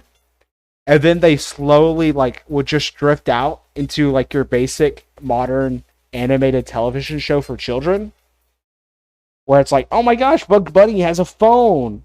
That kind of thing. Like it just didn't feel as charming to me as Tom and Jerry. But I did like the animation. The animation was very nice. Be Cool Scooby-Doo. I'm going to put that in below average because it didn't really bring anything. Yeah, I think that one goes below average. That's the Scooby-Doo that was basically like trying to act like Kid Family Guy. And I do think it was funny. Like, I actually thought it was pretty funny. Like, I thought there were some good jokes. But it didn't have any sort of substance whatsoever. I never saw Long Live the Royals. Scooby-Doo Mystery Incorporated is in S tier. Yeah. I think it's an S tier. And the reason why is it never had a chance to even actually decline. Like, Adventure Time like declined a bit as it went on because, you know, a lot of the talent left. In the writing room, at least. And so on and so on. But Mystery Inc. never really got that chance. And so the extreme highs of Mystery Inc. are constantly there. Which, I say that, but I also wish it got to go on. Like, it definitely had another season in the tank. What show is that? I don't know. Nexo Knights? That is actually an F tier. So I liked Legend of Chima, and I liked Ninjago. So when Nexo Knights came out, I was actually really excited. Because I was like, oh boy, that seems like a really cool concept. So I watched it. It basically had the humor of Ninjago without the charm. And I think it was just bad. You want to know what it reminded me of? It reminded me of Paw Patrol.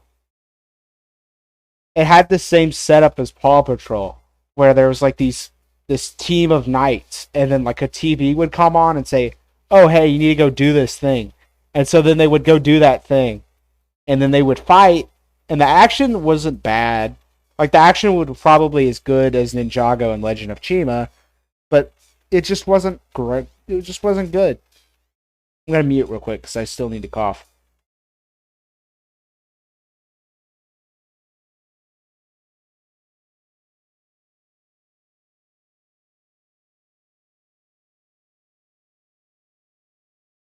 I'm not in the opinion where Nexo Knights was like actually god awful and it shouldn't be watched at all.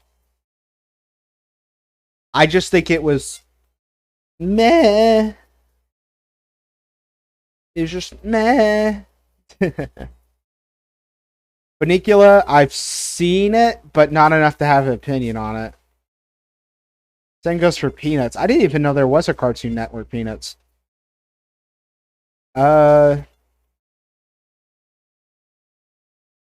That's the Powerpuff Girls reboot. Powerpuff Girls reboot. I put here. You read the Bunnicula book. Good for you, dude. Good for you. All right, Powerpuff Girls reboot. Um,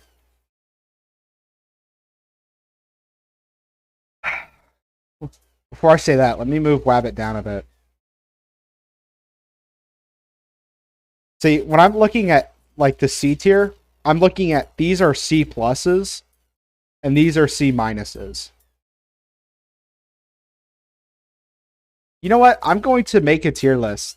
I'm going to make not a tier list, a tier row for C minus. Because I feel like it's really important to understand that there is a C minus. Because that means that it's very slightly below average. You know? I got a cough again.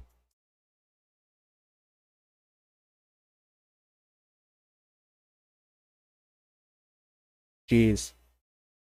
But with that, oh man, I might not do the art stream. I might just in stream and then draw off stream so that way I don't have to talk. It's looking like that might be the case. Which, whatever the case, it doesn't really matter to me. But it's like these shows are slightly below average, but not enough to put them down here. And honestly, the only thing that's keeping me from putting Annoying Orange in D tier is just thinking about Tobuscus. Like the fact that they got Tobuscus in a Cartoon Network show. Actually, Tobuscus isn't a good person. There we go.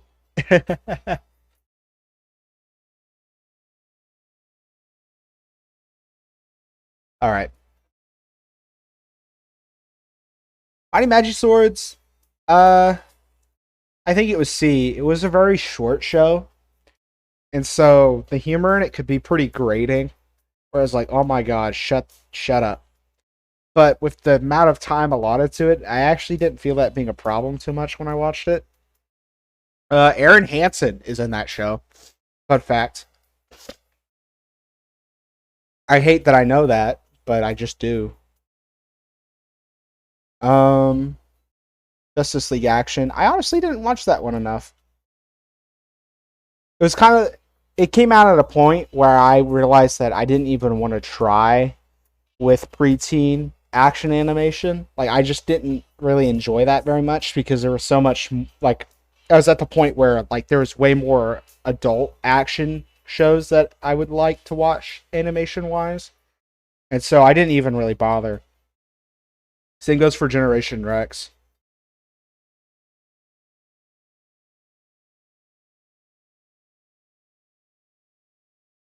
Alright. Night and Me. I never watched that. Cloudy Chase Meatballs.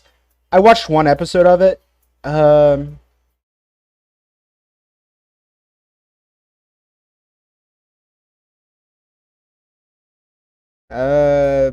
gonna put it in haven't seen it at all. I haven't watched enough to form an opinion on it. I want to put it in D tier, but I also don't want to do it injustice just because I haven't seen enough of it to have a solid opinion. I forgot to talk about Powerpuff Girls because I got distracted by the C minus tier.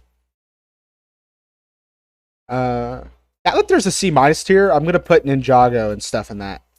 There we go.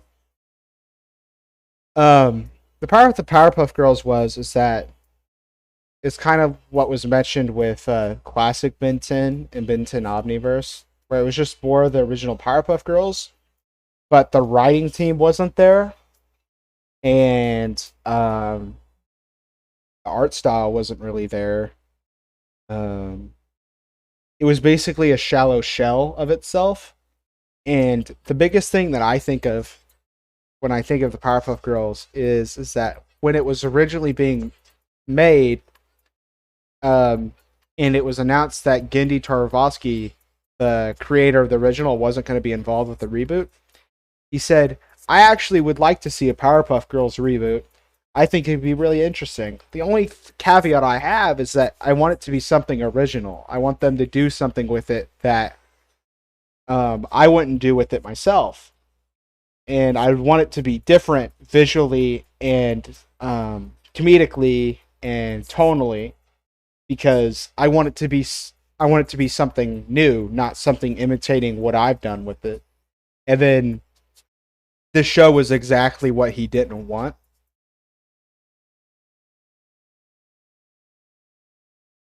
And that's one thing I bring up when, the Powerpuff Girls CW show was being made. I have a feeling it might get canceled because of all the CW shows dropping like flies right now. But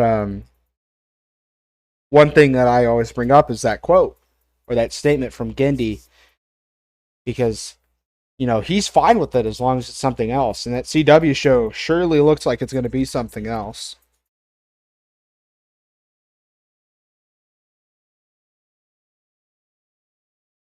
All right. Beauty Kitty C-. I didn't think it was horrible. I just felt like it didn't do much. Ben 10.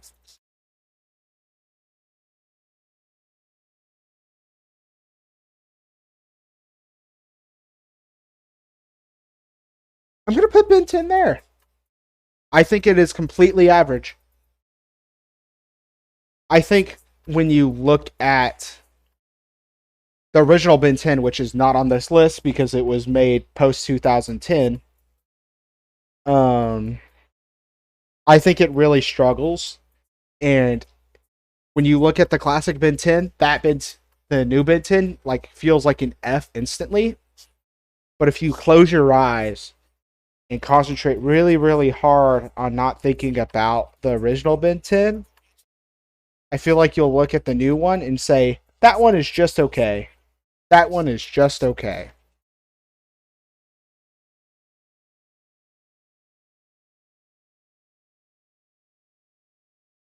No thoughts, head empty. That's very fair. I think it's inoffensive. I think they do. I've seen like episodes where they like literally recycle the plot beat for beat. That stuff bothers me. Powerpuff Girls. I think the Powerpuff Girls reboot did that too.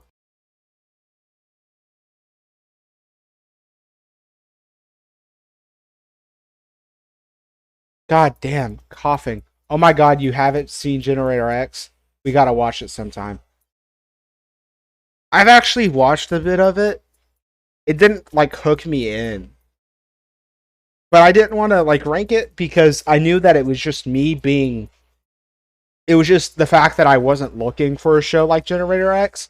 So I didn't rank it because I realized that it would be like young teenager eyesore ranking it poorly because it's cool. Because he watches The Simpsons. I hate phrasing it like that, but it's kind of the truth. Vinted Ultimate Alien. I don't really remember Ultimate Alien too much. I feel like it was a B tier. Dude, it's like a fucking Man of Action show, but it randomly fluctuates between pretty decent to fucking nonsense, insane to terrible. Yeah. That's what I remember of it.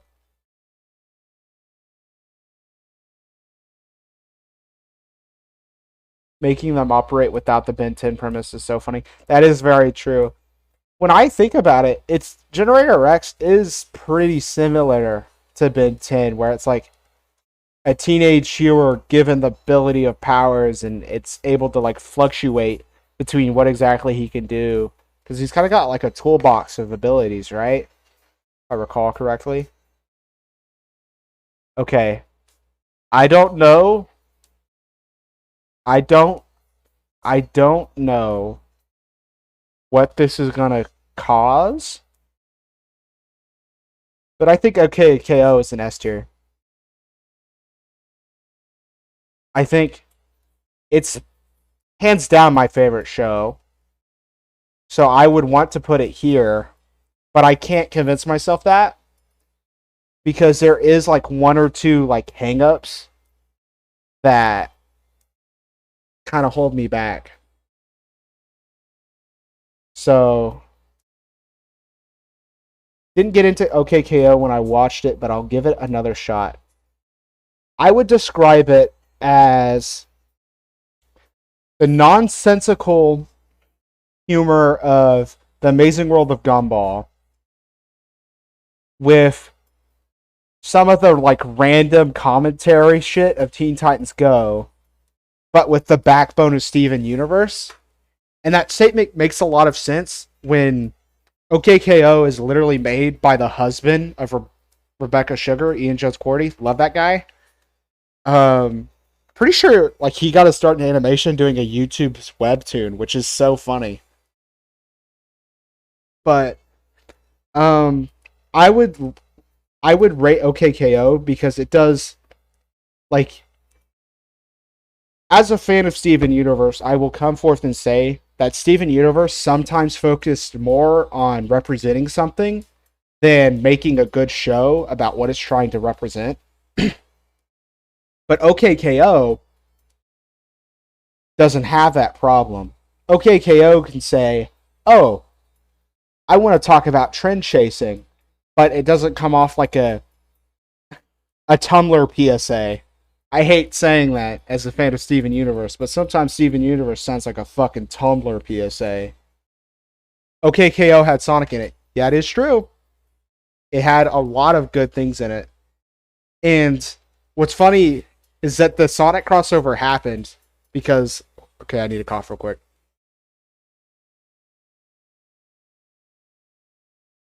I'm just congested. I feel fine. I'm just congested. The Sonic crossover happened because OKKO, despite it being an S tier, it actually is another show that got screwed over with his ex shitting the bed. Because originally OKKO was supposed to be an experimental show to delve into the multimedia space. Because before OKKO was a show, it was a video game. And originally it was supposed to have more than one video game, which it did. It ended up getting 2 video games because the first video game was actually a mobile game, but it was like designed like an actual game. It wasn't like a gacha game or like one of those puzzle platformers or endless runners. It was like an actual mobile game. But it was supposed to be this thing where it was supposed to be like a multimedia what's the word I'm looking for? Multimedia entertainment intellectual property. But because of the Time Warner AT&T merger, all those plans never followed through. And so then OKKO just became a TV show after that. And then it was supposed to be an HBO Max show.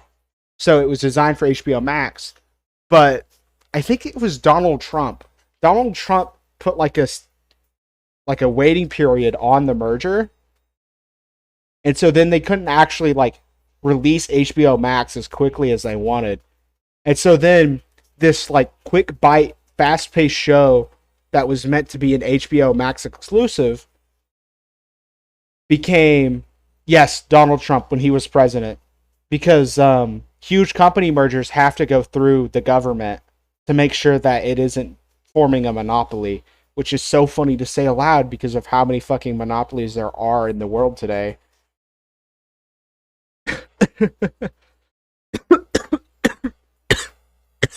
Sorry, couldn't mute in time. Yeah, Donald Trump. I like he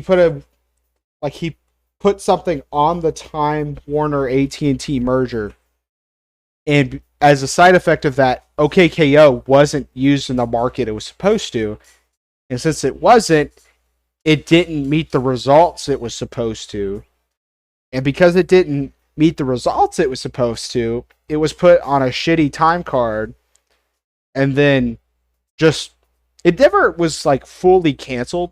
Like they said, oh hey, you have one more season. We're not renewing it past that. So they were able to have like a season to end things. But yeah, it really got a shorthand. But what's crazy about it is I think that shortcoming actually made the show better because it got to just go full steam on everything it wanted to do.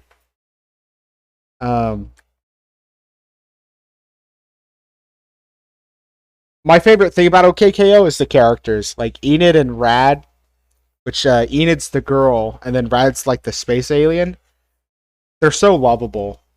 And then it's one of those shows where the background characters are really important. And by really important, I mean you just know who they are, and they have their own personalities and their own quirky traits. Because the whole thing takes place in like um, a shopping plaza, which is really funny. But I could that's another thing I should just make a video essay about, because I realize like I'm just kind of talking in circles because I'm trying not to dig deeper. But because of that, I keep just talking filler. Hey, Apple Onion, B tier. Ended too soon. Its comedy was really enjoyable. I'm not super bummed out about how it ended because I'm pretty sure the creators got like a new show on like a different platform that was like way better fit. Let me look it up. Netflix Battle Kitty. Early stream or degen stream? That is a great question, DLX. The answer is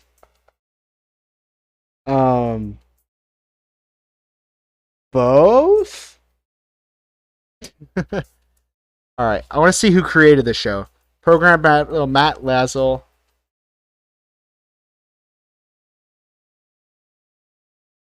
Matt Lazel, Apple and Onion.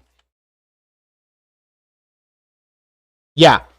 Okay, so the creator of Apple and Onion, like I really like that show. Like I think it was a very niche show. He got his own show on Netflix, and his show on Netflix is doing extremely well. So I'm not too bummed out about Apple and Onion. Greg of the Creek. I'm up getting ready for work, and I know you're in my area, so just curious. Okay. So basically, um, I slept in very late today, and then around like 12, I went to the gym, and I had a really good workout. And then I'm just like, I really want to stream. And so I'm streaming. So I don't want to say it was like a DJ stream because like I'm taking good care of myself. But I did definitely stay up super fucking late streaming. Like I've been streaming for 2 hours. Best of both worlds. Let's go. True, true, true. Currently we're ranking Cartoon Network shows from 2010 to now. Oh yeah, let's just get regular show out of the way, right? S tier. Top of the S tier. I don't even need to say any why. Okay. Magic Camp. Kind of like Apple and Onion. I didn't watch it too much, but from what I did watch, it was a very respectable show, even if it was like outside of my age range. Wacky Races. This is the reboot, by the way. This is the most like standard, sterile cartoon you could ever make. And I'm actually going to put it below the Ben 10 reboot because of that very fact. Like the Ben 10 reboot, I do not like it, but it does have some positives. It does have some positives, so I am going to put it at least a little bit higher than that. Oh yeah, Mega Man had a show, didn't watch it. Transformers Cyberverse, didn't watch. Total Dramarama, that is actually... My heart was to put it in F tier, but it's actually not that bad. I'm going to put this in F tier. Mega Man had a show? Yeah, he did. It was very okay. It was very okay. This is literally a Boomerang show. Like the Boomerang app show, so I don't even know what that's doing on here. Bakugan. I was a Bakugan kid, but I also don't think it was very good. Super Girls didn't watch. Not my... Believe it or not, I'm not their target audience. Vector and Valentino. It's pretty good. I think I was a Bakugan kid too. It sucked. Yep, it sure did suck. I didn't watch the new Care Bear show. Ah, man, I really like this show. I really like this show. I don't know if it's Bow Bow. Yeah, Bow Bow. Man, I haven't seen enough of it to know if it's an A tier or a B tier. Like from what I've watched of it, it's a B tier. You know what? New tier.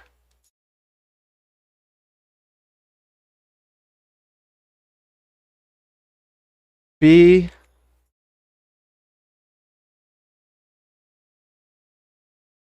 B tier, but could be higher because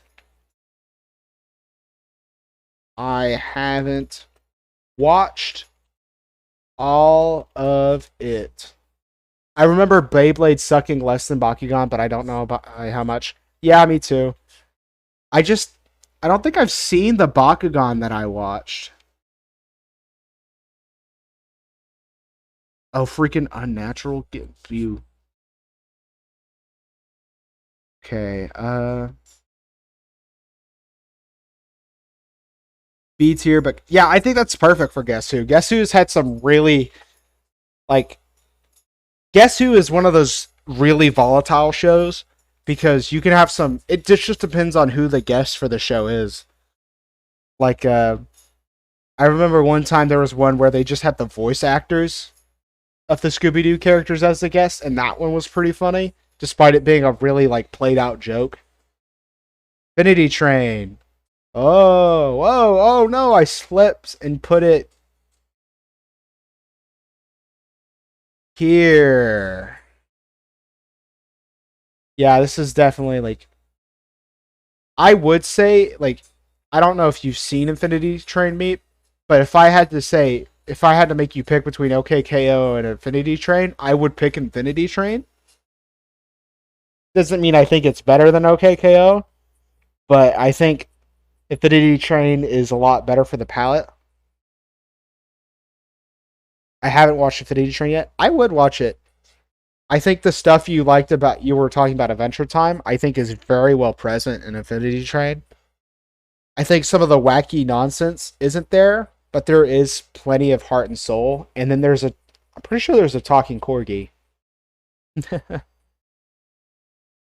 Mad, I want to put Mad in A tier because I remember the really funny skits, but for every funny skit, there was like 4 or 5 not funny skits. So I'm going to put it right here. I think Mad TV is just one of those shows that I remember the great and I do not remember the mediocre. Thundercats Roar, I think is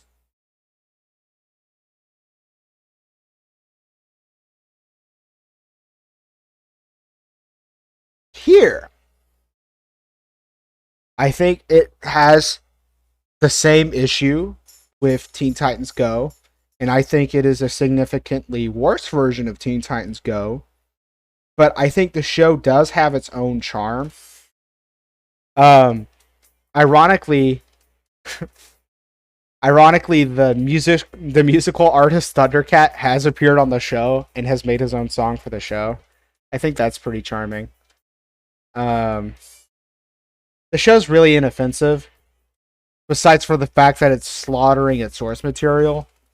But if you close your eyes and you just concentrate really, really hard on it not being a Thundercats property, it's an okay show. Same thing I said with the Ben 10 reboot. Like, if you compare it, okay, if you compare it to like the '80s show, I think it's better than the '80s show. But if you compare it to the Thundercats that's down here and I haven't watched, which I've watched like 2 episodes of that, but it's not enough for me to say that I have a good opinion on it. Like I'm more of a like if I haven't seen 5 episodes of a show, I'm going to say I don't have a good opinion on it. That's my rule.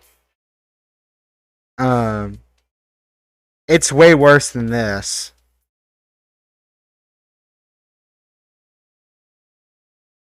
But, you know,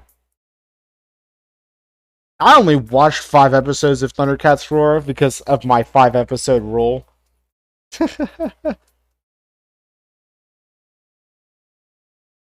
Alright, let me look at the tier list. Yeah, regular shows seems good where it's at. Over the Garden Wall seems... Yeah, Over the Garden Wall's fine there. I don't know shit about Thundercats, to be honest. You know, the original Thundercats was definitely like one of those, oh wow, look, we're selling you toys. And then it had its like decent revival. And then this is just capitalizing on the IP. I'm not a big Thundercats fan, to be honest. I'm just kind of double checking things.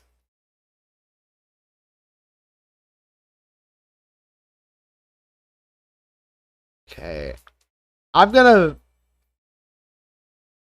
move this up. I'm moving this up.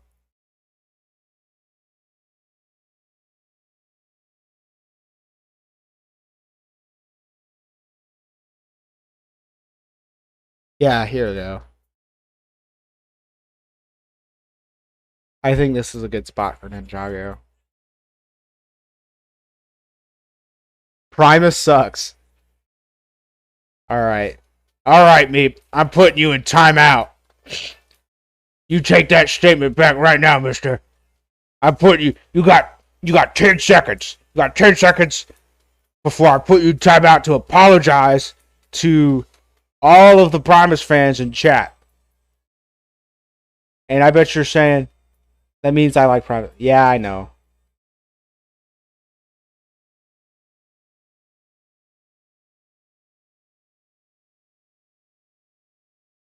Who typed that in chat? Alright. I think this looks about done.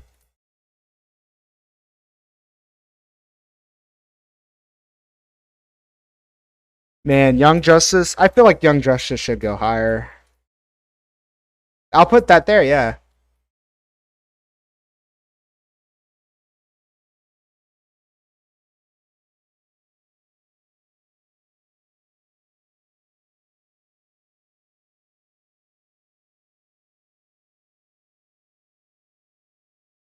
I'm gonna get off of my Benton Omniverse high horse. I really like it, but now I'm sitting at it, there's like a lot of... They remade Wacky Races. Yeah, you probably didn't notice when I originally... Oh, they remade it for the Boomerang channel. Specifically the app. Same thing for this like a Dorothy Wizard of Oz show.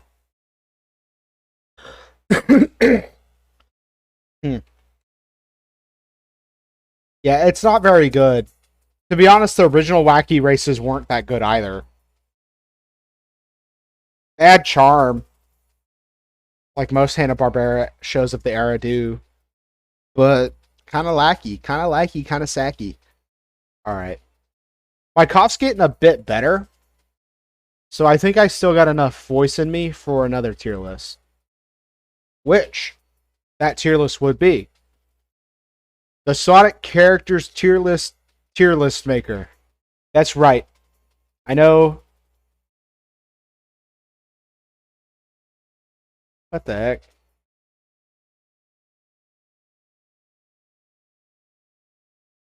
I accidentally did something.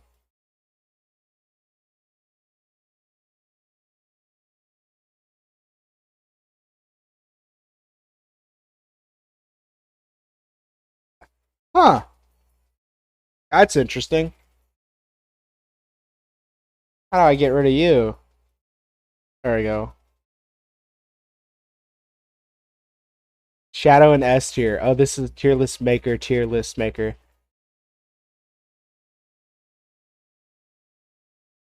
Creo of the crop. Favorites. I find you lot spectacular. S to A. Awesome. Favorable. And or very respectable. A minus to B. Not exactly my favorites, but nevertheless pretty good.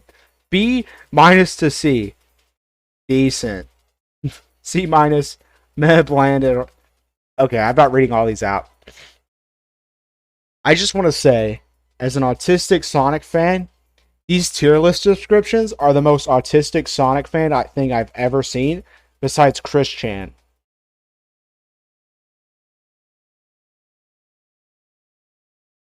This is the pot calling the kettle black here, once again, but still. Also, shout out to including the comics characters, which I will rank some of them. Alright, let's get started. There's a neutral tier. Where's neutral when you need them? Alright. Bad joke. I want to S A I appreciate this fella. No neutral or movies. Talk about a low budget flight. Ah, god damn it. Meep, were you here during this? I don't think you were. During the Sonic section of Smash or Pass? Were you here for that?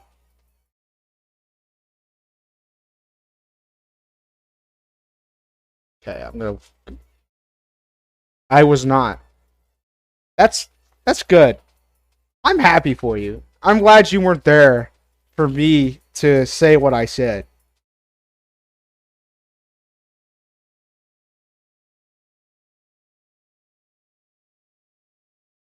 Alright, just cranking these babies out.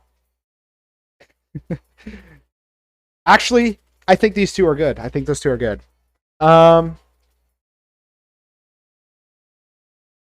Alright.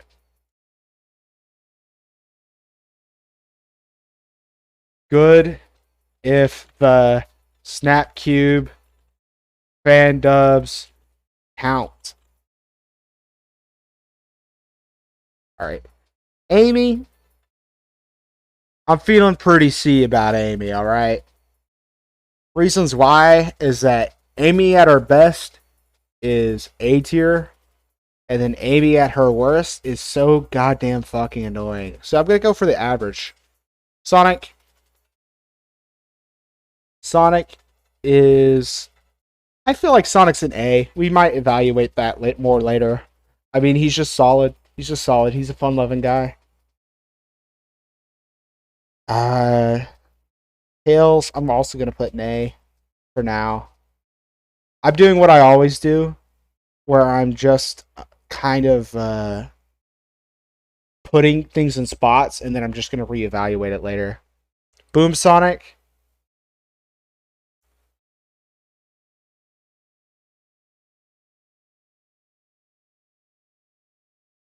Meat Biscuit. You don't have you know you don't have to keep referencing Sonic Adventure lines, right? You know you don't have to, right? It's not necessary.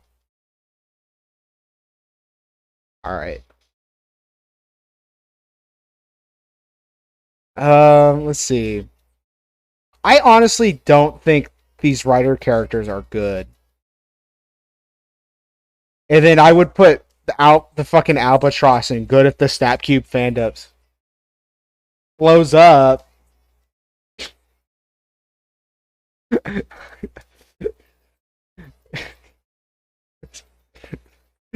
Stop. Stop. Stop. Stop. Ah. Oh, wait, I have this one. I could use this one when I'm mad. Talk about low-budget flights. No food or movies. I'm out of here. Okay. I...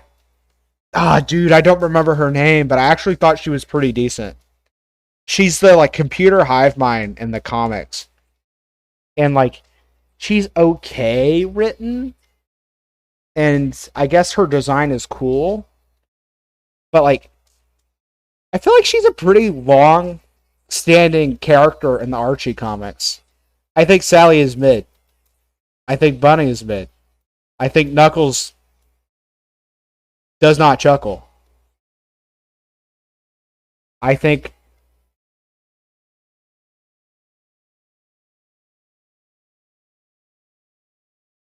I need to I gotta read more of the comics, TBH. Honestly, I would say not.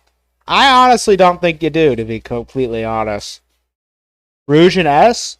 Yeah. S for sex. I was really hoping you were going to say that, and so that way I could use the punchline to this joke. Me when S tier stands for sex. Crag Rock. Oh, did you see the Crag Rock face when I used it on neutral? I made it specifically for neutral. Just. Alright. Charming the Bee can go die.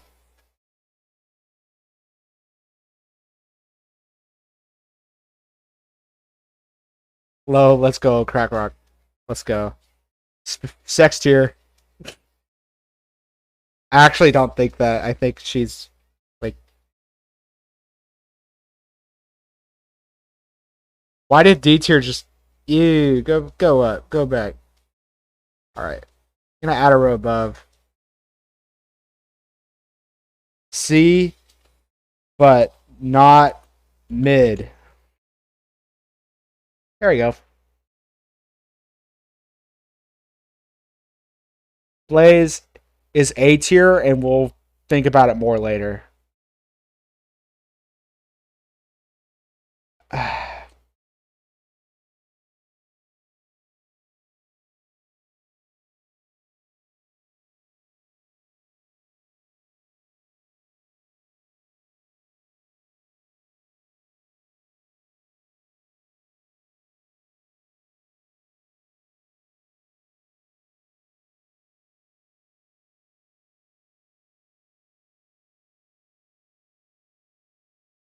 Okay, wait.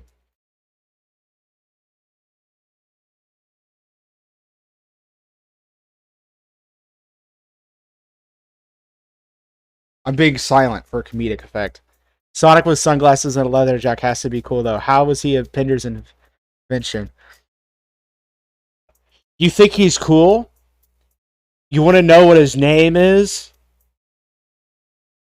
Bad Sonic. His name is Bad Sonic.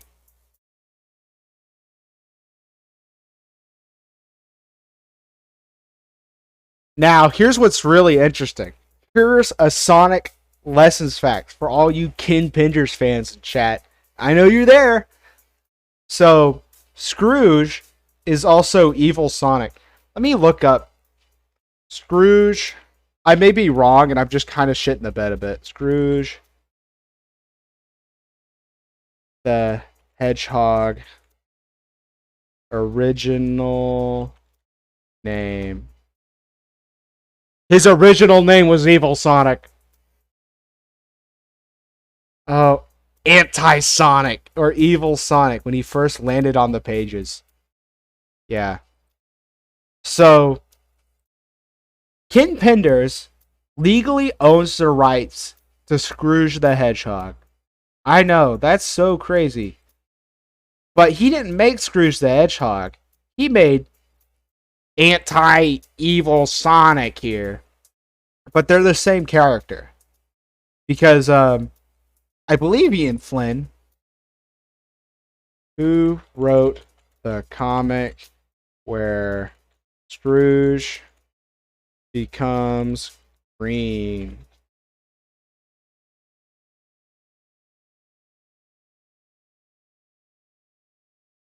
The Hedgehog.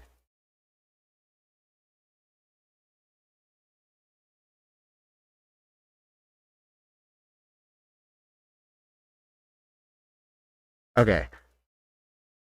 In this video, don't ignore it. Just ignore that. Just ignore that. Just ignore it. It's fine.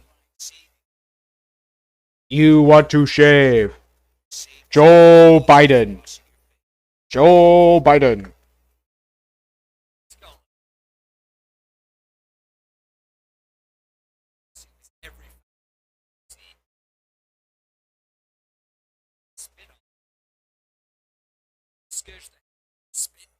Okay, this isn't the video.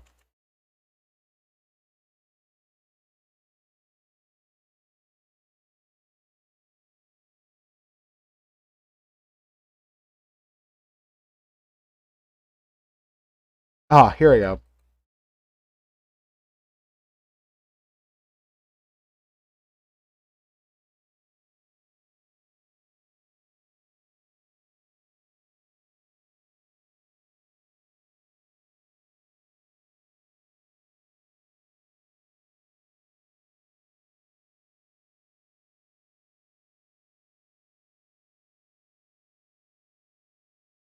I can't find it. I'm gonna move on.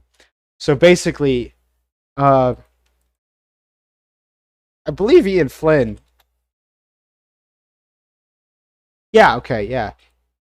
Ian Flynn actually came up with the Scrooge the Hedgehog variant like this. He wrote the comic where Scrooge became this guy.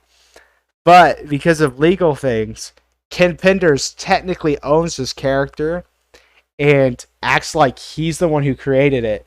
And where this gets batshit insane is he actually sued Archie for using his characters, and he won the case. So they had to write out all of his characters, including Scrooge, the green version, which he didn't technically create. And since he owns Scrooge the Hedgehog, he could make his own comics with Scrooge the Hedgehog. And so there's actually a Scrooge the Hedgehog comic that isn't even made with Archie or Sega. Thank you. Ken Penders, very cool. Yeah, he's so great.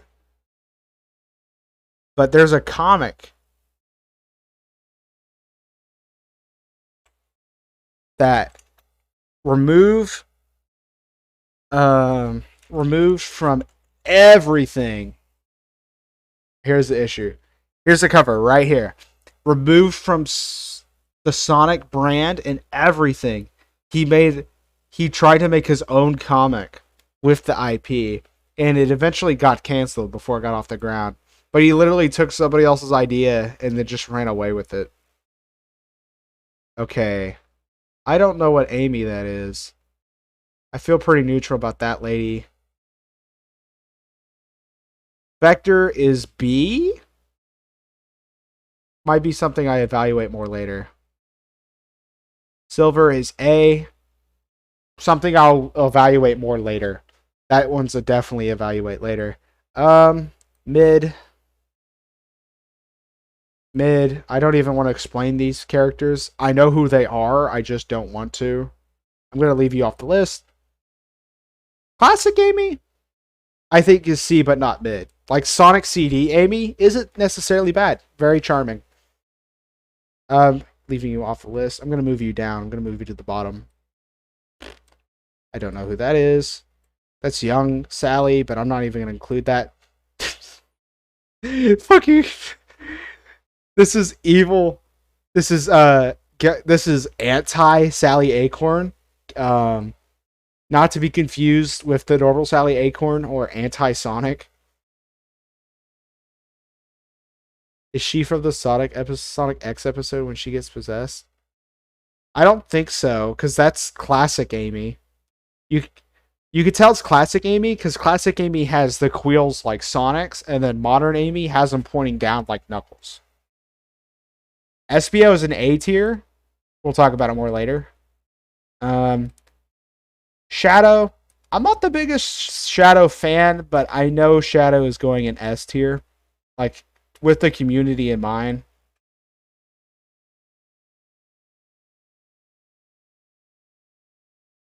This motherfucker right here. C, but not mid. I don't want all these versions of, like, fucking Sally Acorn. Alright. I don't know if this is Sonic's dad or his Uncle Chuck. But, there's this character in the Sonic Archie comics that is just supposed to be Sonic's uncle. And that might be his dad. I don't know. We'll probably see more.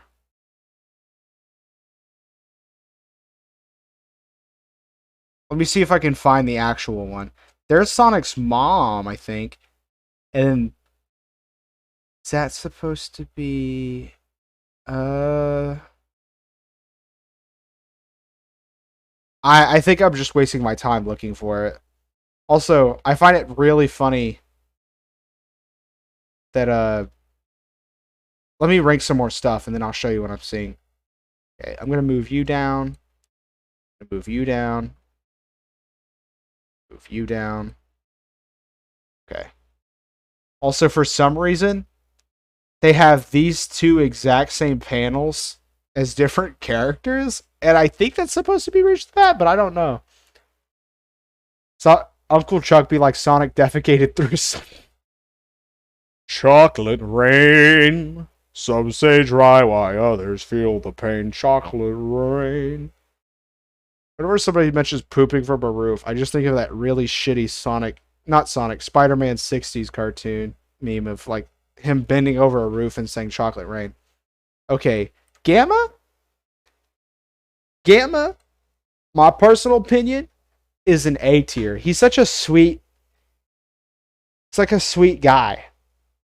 Like, he does what he needs to do, and then he sacrifices himself, I believe, because he knows that there's a living animal inside him. Like, that is honestly so freaking sweet. Like, I want to put him in S tier. I'm going to put him in A tier, and then I'll think about it. Because he's very one note.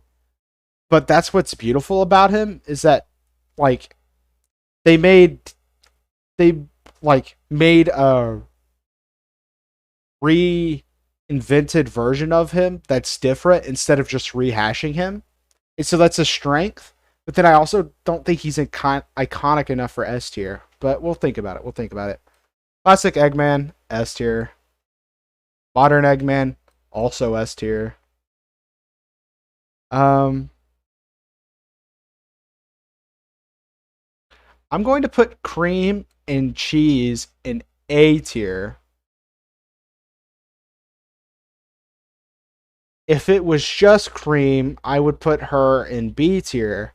But cheese, I love in Sonic in the Advance series. Cream will just go like, do you know that TikTok sound where it's like some guy arguing? He's like, "Hey Moby, come fuck this guy up," and then like Moby from fucking Brain Pop just come over and is like, "Beep beep beep beep beep beep beep beep beep beep beep, yeah." That's just Cream and Cheese's dynamic. Like, Cream's just like, "Come fuck this guy up," and then Cream like will literally just one shot. Have you noticed that Cheese just one shots all of Eggman's robots? In like the Advanced series, he just one shots them all. Mid. Maria is just, she's a plot device. Maria's a plot device. She's literally the rug that gets pissed on in The Great Lebowski. That's what she is. If you think about it, she is literally just the rug that gets pissed on in The Great Lebowski. You know what? That deserves a tier.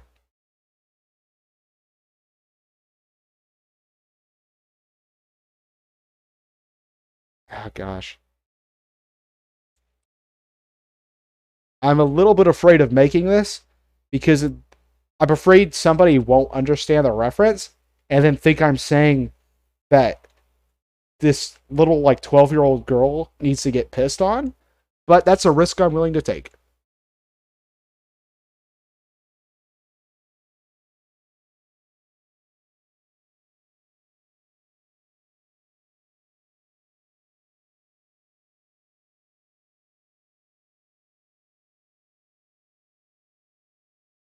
Also, great movie. Real controversial statement there. The Deadly Six, D. They're not good villains. Shocker, I know. To call, C but not mid. Boom Knuckles, A tier. Is this Julie? Julie Nux. Julie Nux? Or she's like Sue. Her name's like something Sue. Oh yeah. Wait. Fuck you, Ken Penders.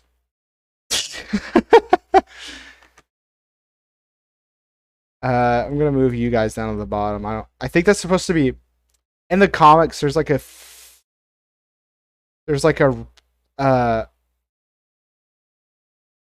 several times in the comics it cuts to like the future, and like Sally and Sonic are hooked up and they're like king and queen and stuff. I'm not even gonna rank those.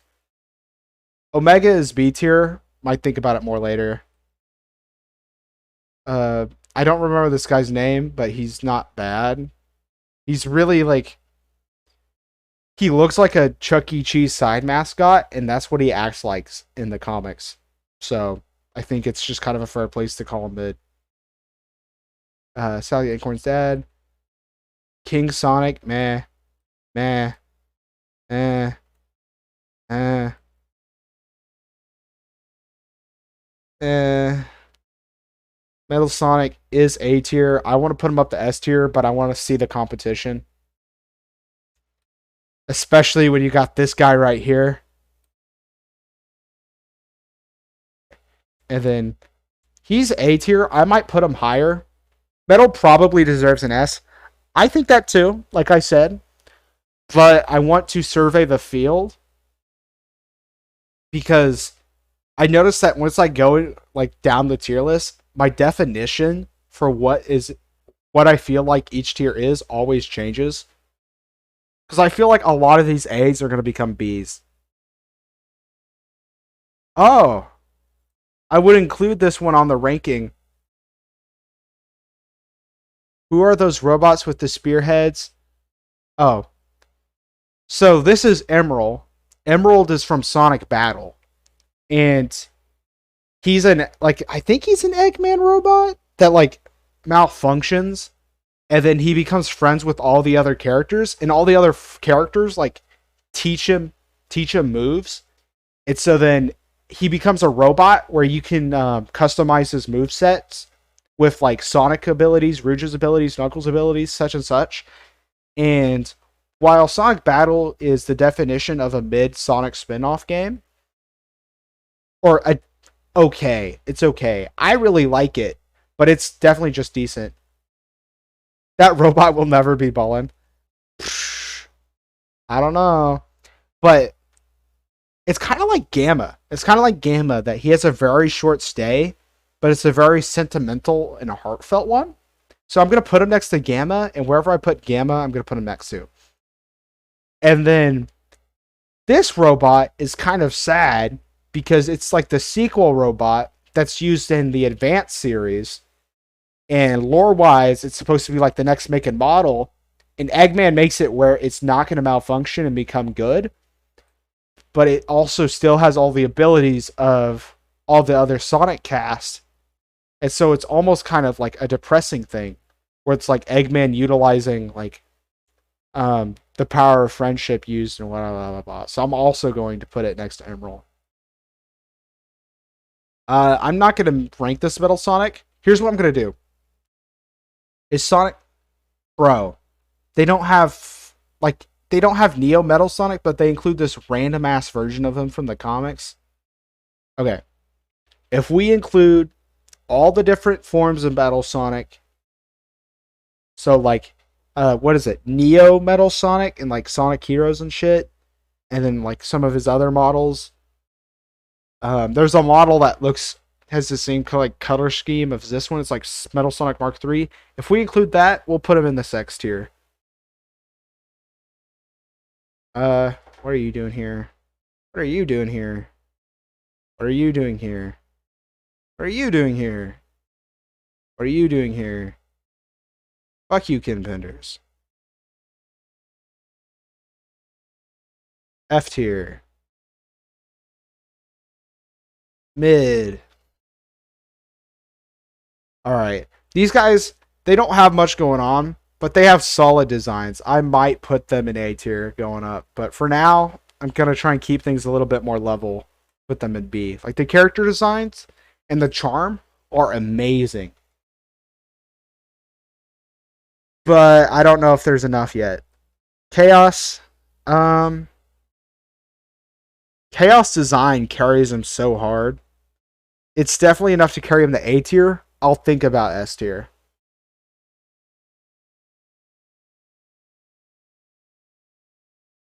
Ah, man. I feel like Infinite would be a B tier, but then they botched the finish. And so I feel like he is definitely a D tier. Freaking Bean and Chuck. Um, or C tiers. I do not care about Sonic's mom.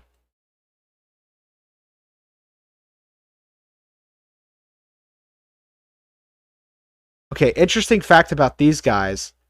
They're actually characters from the new comics. I'm a Chuck enjoyer, but he's also literally nothing. Yeah, he is literally nothing. Also, that's Sonic's dad. That's not Chuck. Chuck is up here. These are characters from the IDW comics. And I haven't read the IDW comics, but I know that they're pretty damn good. I know this character's pretty awesome. Oh, Bean. Yeah, he literally shows up in what? He shows up at your mom's house. That's where. Robot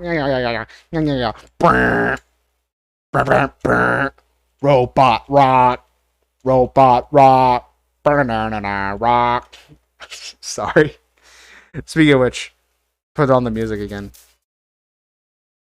Oh wait, Daft Punk. That's funny. I just don't want to rank them because I think they're good and I really like their designs. But I also want to hope I'm not overstepping. Styx is kind of annoying. I like her character design. I think she's very well made and she looks really cool. But she has the like annoying like wilderness lady voice where it's like it's just not fun. I think this is the first Eggman that doesn't belong in S tier. Or I mean, sorry, sex tier. I think he's really funny, but a lot of this design just doesn't really work. It just feels kind of crunchy. And I think feeling country could be a good thing, but just not really here. Boomtails is kind of mid. We already ranked the Deadly Six. I'm just going to ignore them there. That's supposed to be Sad AM Hedgehog? I think so. I don't think. The Adventures of Sonic the Hedgehog Robotnik is such a classic meme, though. But that doesn't make him a good character, I guess. It's like, see, if the memes didn't exist, he'd be here. But like, and if it were only the memes, he would be up here. But there's like so much just like random, like kind of boring filler Eggman junk from that cartoon that he doesn't exactly work as like meme percent, you know? Alright, let's see. I'll move you down. I'm just gonna scroll at this point. I I wish these skunks didn't exist. They're not bad or anything. They just felt like a Looney Tunes character because like they didn't really draw them different enough. Like you can look at that and say it. Like, oh yeah, yeah. Bro, why is it playing this absolute bop at 7:06 a.m.? Feeling low, feeling blue. I think Boom Amy is actually better than normal Amy. I actually think that I stand by it. Especially if you take in consideration the show. Like, she's not a Sonic. She's more annoyed by Sonic than she is, like, obsessive over Sonic. That's what I think. I think Amy is good when she isn't obsessive over Sonic. And that's even the case with CD Amy. Because CD Amy's just saved by Sonic. And, like, she's, like, infatuated with him. She isn't, like, chasing him through a fucking amusement park. Or like literally beating him to death in Metropolis Zone, like in Sonic Heroes. Like that doesn't make sense. I think there's not anything on here. Is that supposed to be Sonic Boomtails?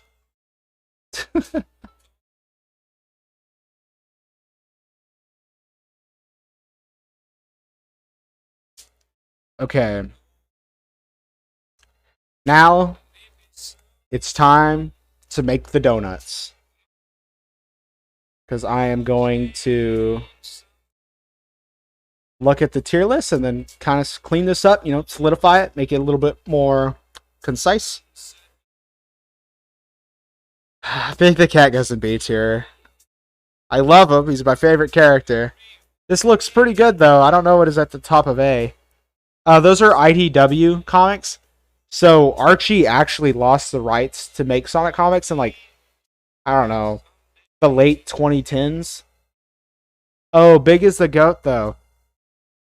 He's funny. He sure is funny. He's my favorite character, but I'm trying to, like...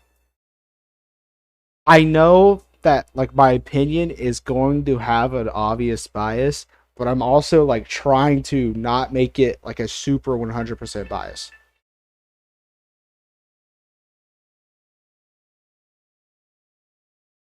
Now, the OCs in Arch in the IDW comics are pretty banger.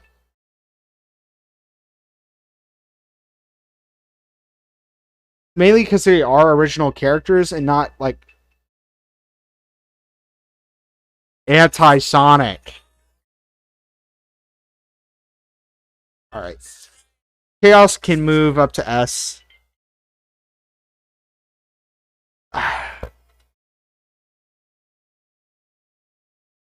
Okay. I think Blaze moves up to S. I think Silver stays in A. I think Silver, as a concept, is an S tier character. But literally name me a time he was actually used well.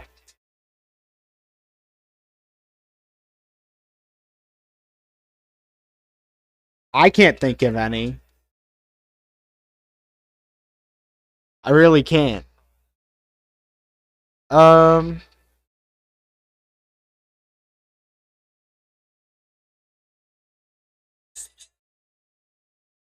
Silver is only a real character in 06. Yeah. You know?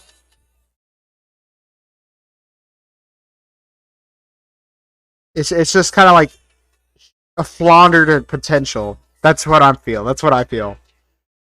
Okay, I'll move y'all guys down. I think Boom Knuckles is right where he needs to be. I think these guys are right where they need to be too. SBO.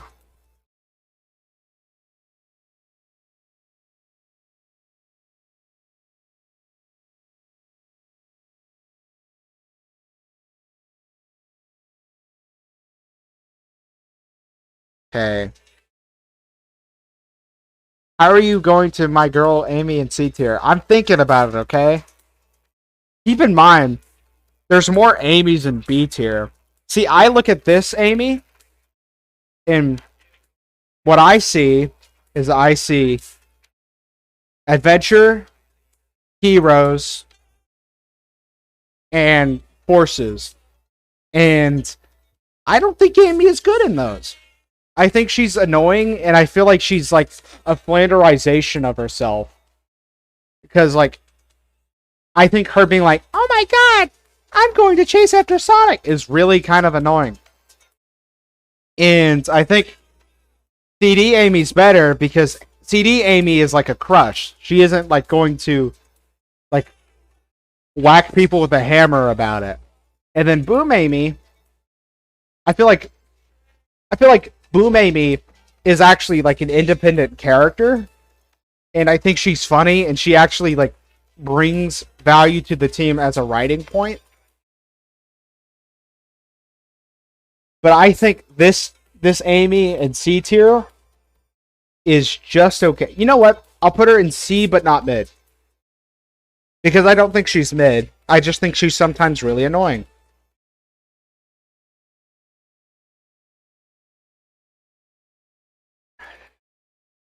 Why is Chuck? Why do I have Chuck?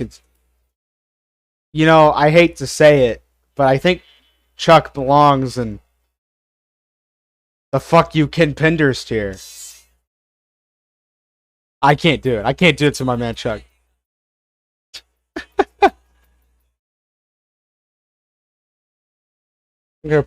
I'm putting the Walrus in neutral. I really am split down the middle about this fella.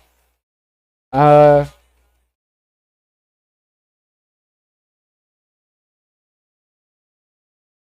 think the only thing good about this character was like the Tails dynamic.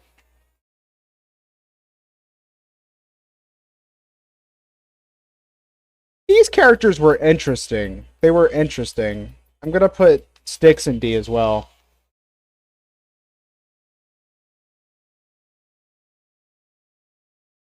You know what's funny is that the VOD and therefore the YouTube video isn't gonna have the music in it.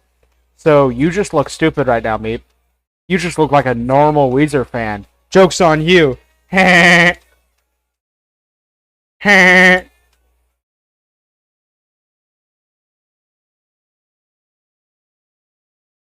Styx is kind of W/E. I don't even know what that means.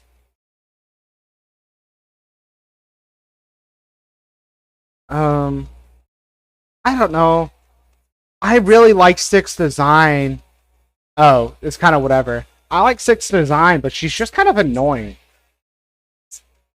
Like, she's just kind of like the... Like, even in the Sonic Boom show, she's just okay. Like, it's kind of to the point where she's kind of, like, written out of it a lot. Where she just isn't there. She's very one note. And, like, Amy isn't one note in the Sonic Boom TV show.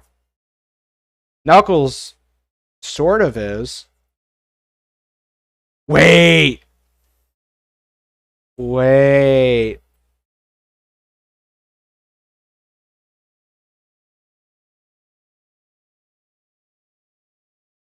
Okay.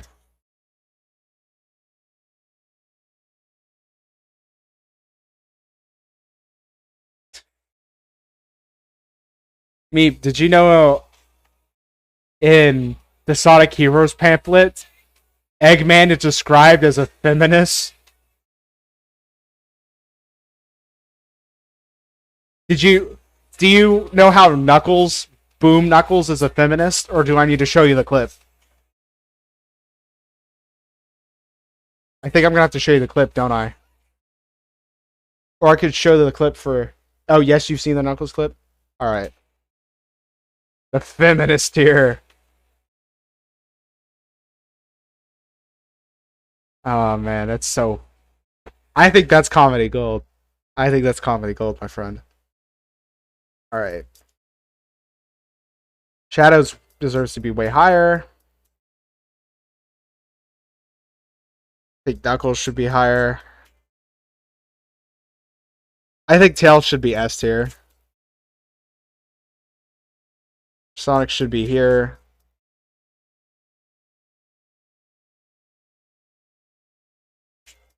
Honestly.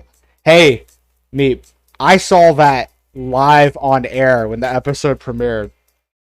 That's the best part about that clip. Was this, I woke up at like 8 a.m. on a Saturday. Woke up, turned on Sonic Boom, and I just saw Knuckle just promote very strong feminist ideals. And I was like, holy shit, this man be ballin'.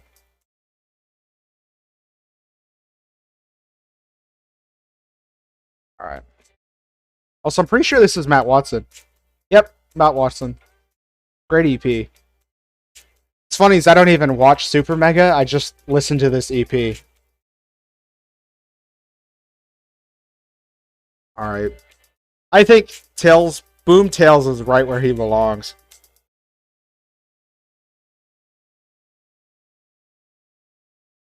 Actually, wait. I'm gonna get rid of this guy because I'm thinking I might be confusing him with somebody else. And I would rather just not do that. Yeah, that seems fair. I saw Amy get possessed by a ghoul at my grandma's house when I was a kid. So true. Shit was scary.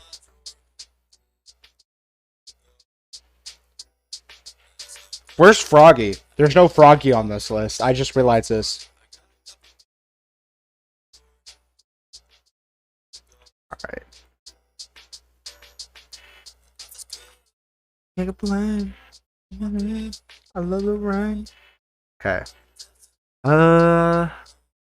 Froggy is S tier. He really is. Just the fact that he, like, you know those people who, like, treat their friends like shit because they know that, like, they wouldn't have any other friends without them? That is literally Froggy. Froggy's like, Big has nobody without me. I'm gonna be the biggest bitch in the world. Hey.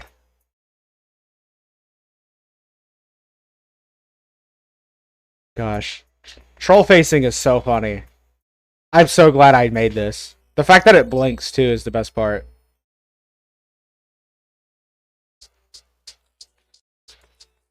Alright. Feel like these guys are good.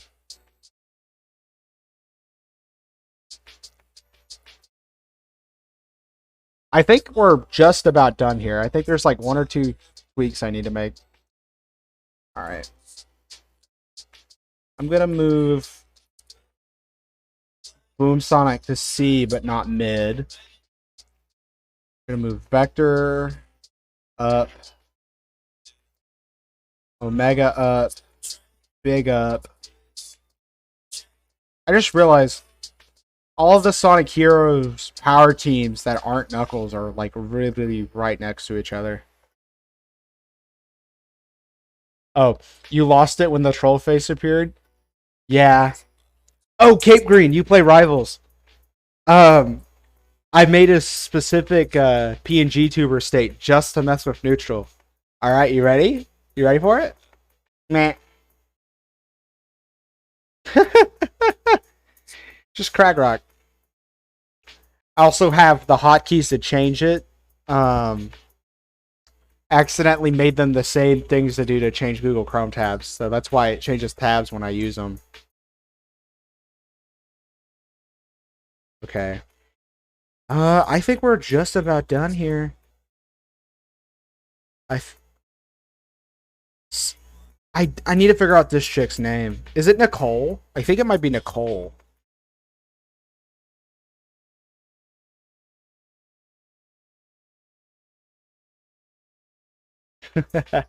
Cape, I'm gonna tell Neutral that you like it. Uh, let's see. I'm gonna move to Cole. I feel like Ticole's. I think Ticole's concept's pretty freaking cool. Also, there's no Chow. There's no just straight up Chow. That sucks. I think Cream goes up. I think Cream and Cheese, if it's the two of them, I think they're an amazing character.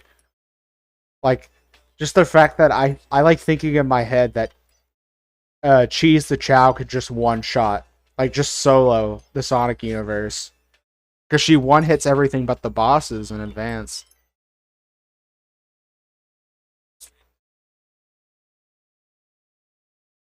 All right.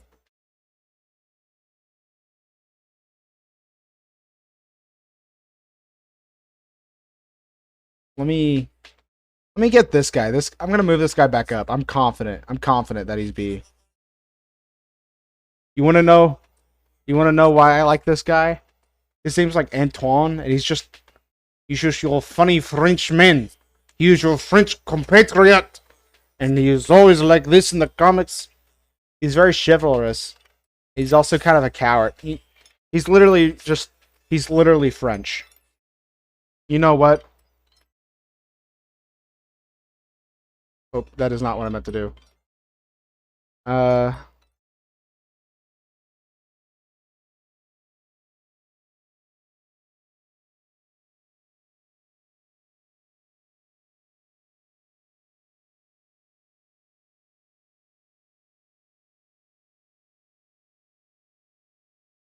there we go, baby. French.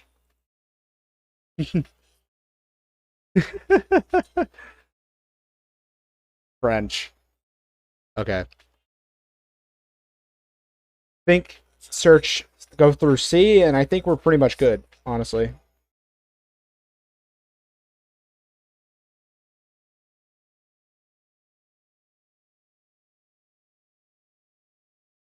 Okay, yep, C's done. We're good. We're done.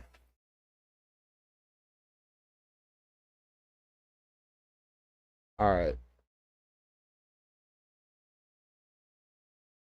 And that's it. Alright. Now I'm just debating if I want to actually do my art on stream or off stream.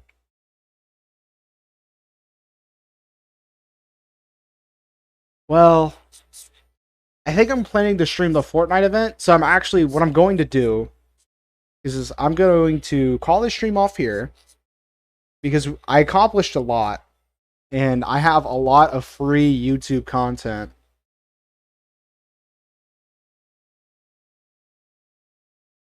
So I'm going to end stream here. Thanks for coming out. And I'm going to clip some stuff, post it to Twitter, post it to TikTok, post it to etc., etc. And I'll be back live today with Fortnite. Oh man, what's that from? That's from a Gorilla song. From a modern Gorilla song. There's like this part where at the end of the song, like some roadie, I think it's a roadie. He just goes and it's been stuck in my head ever since. Anyway, thanks for tuning the stream. Thanks for dealing with my cough.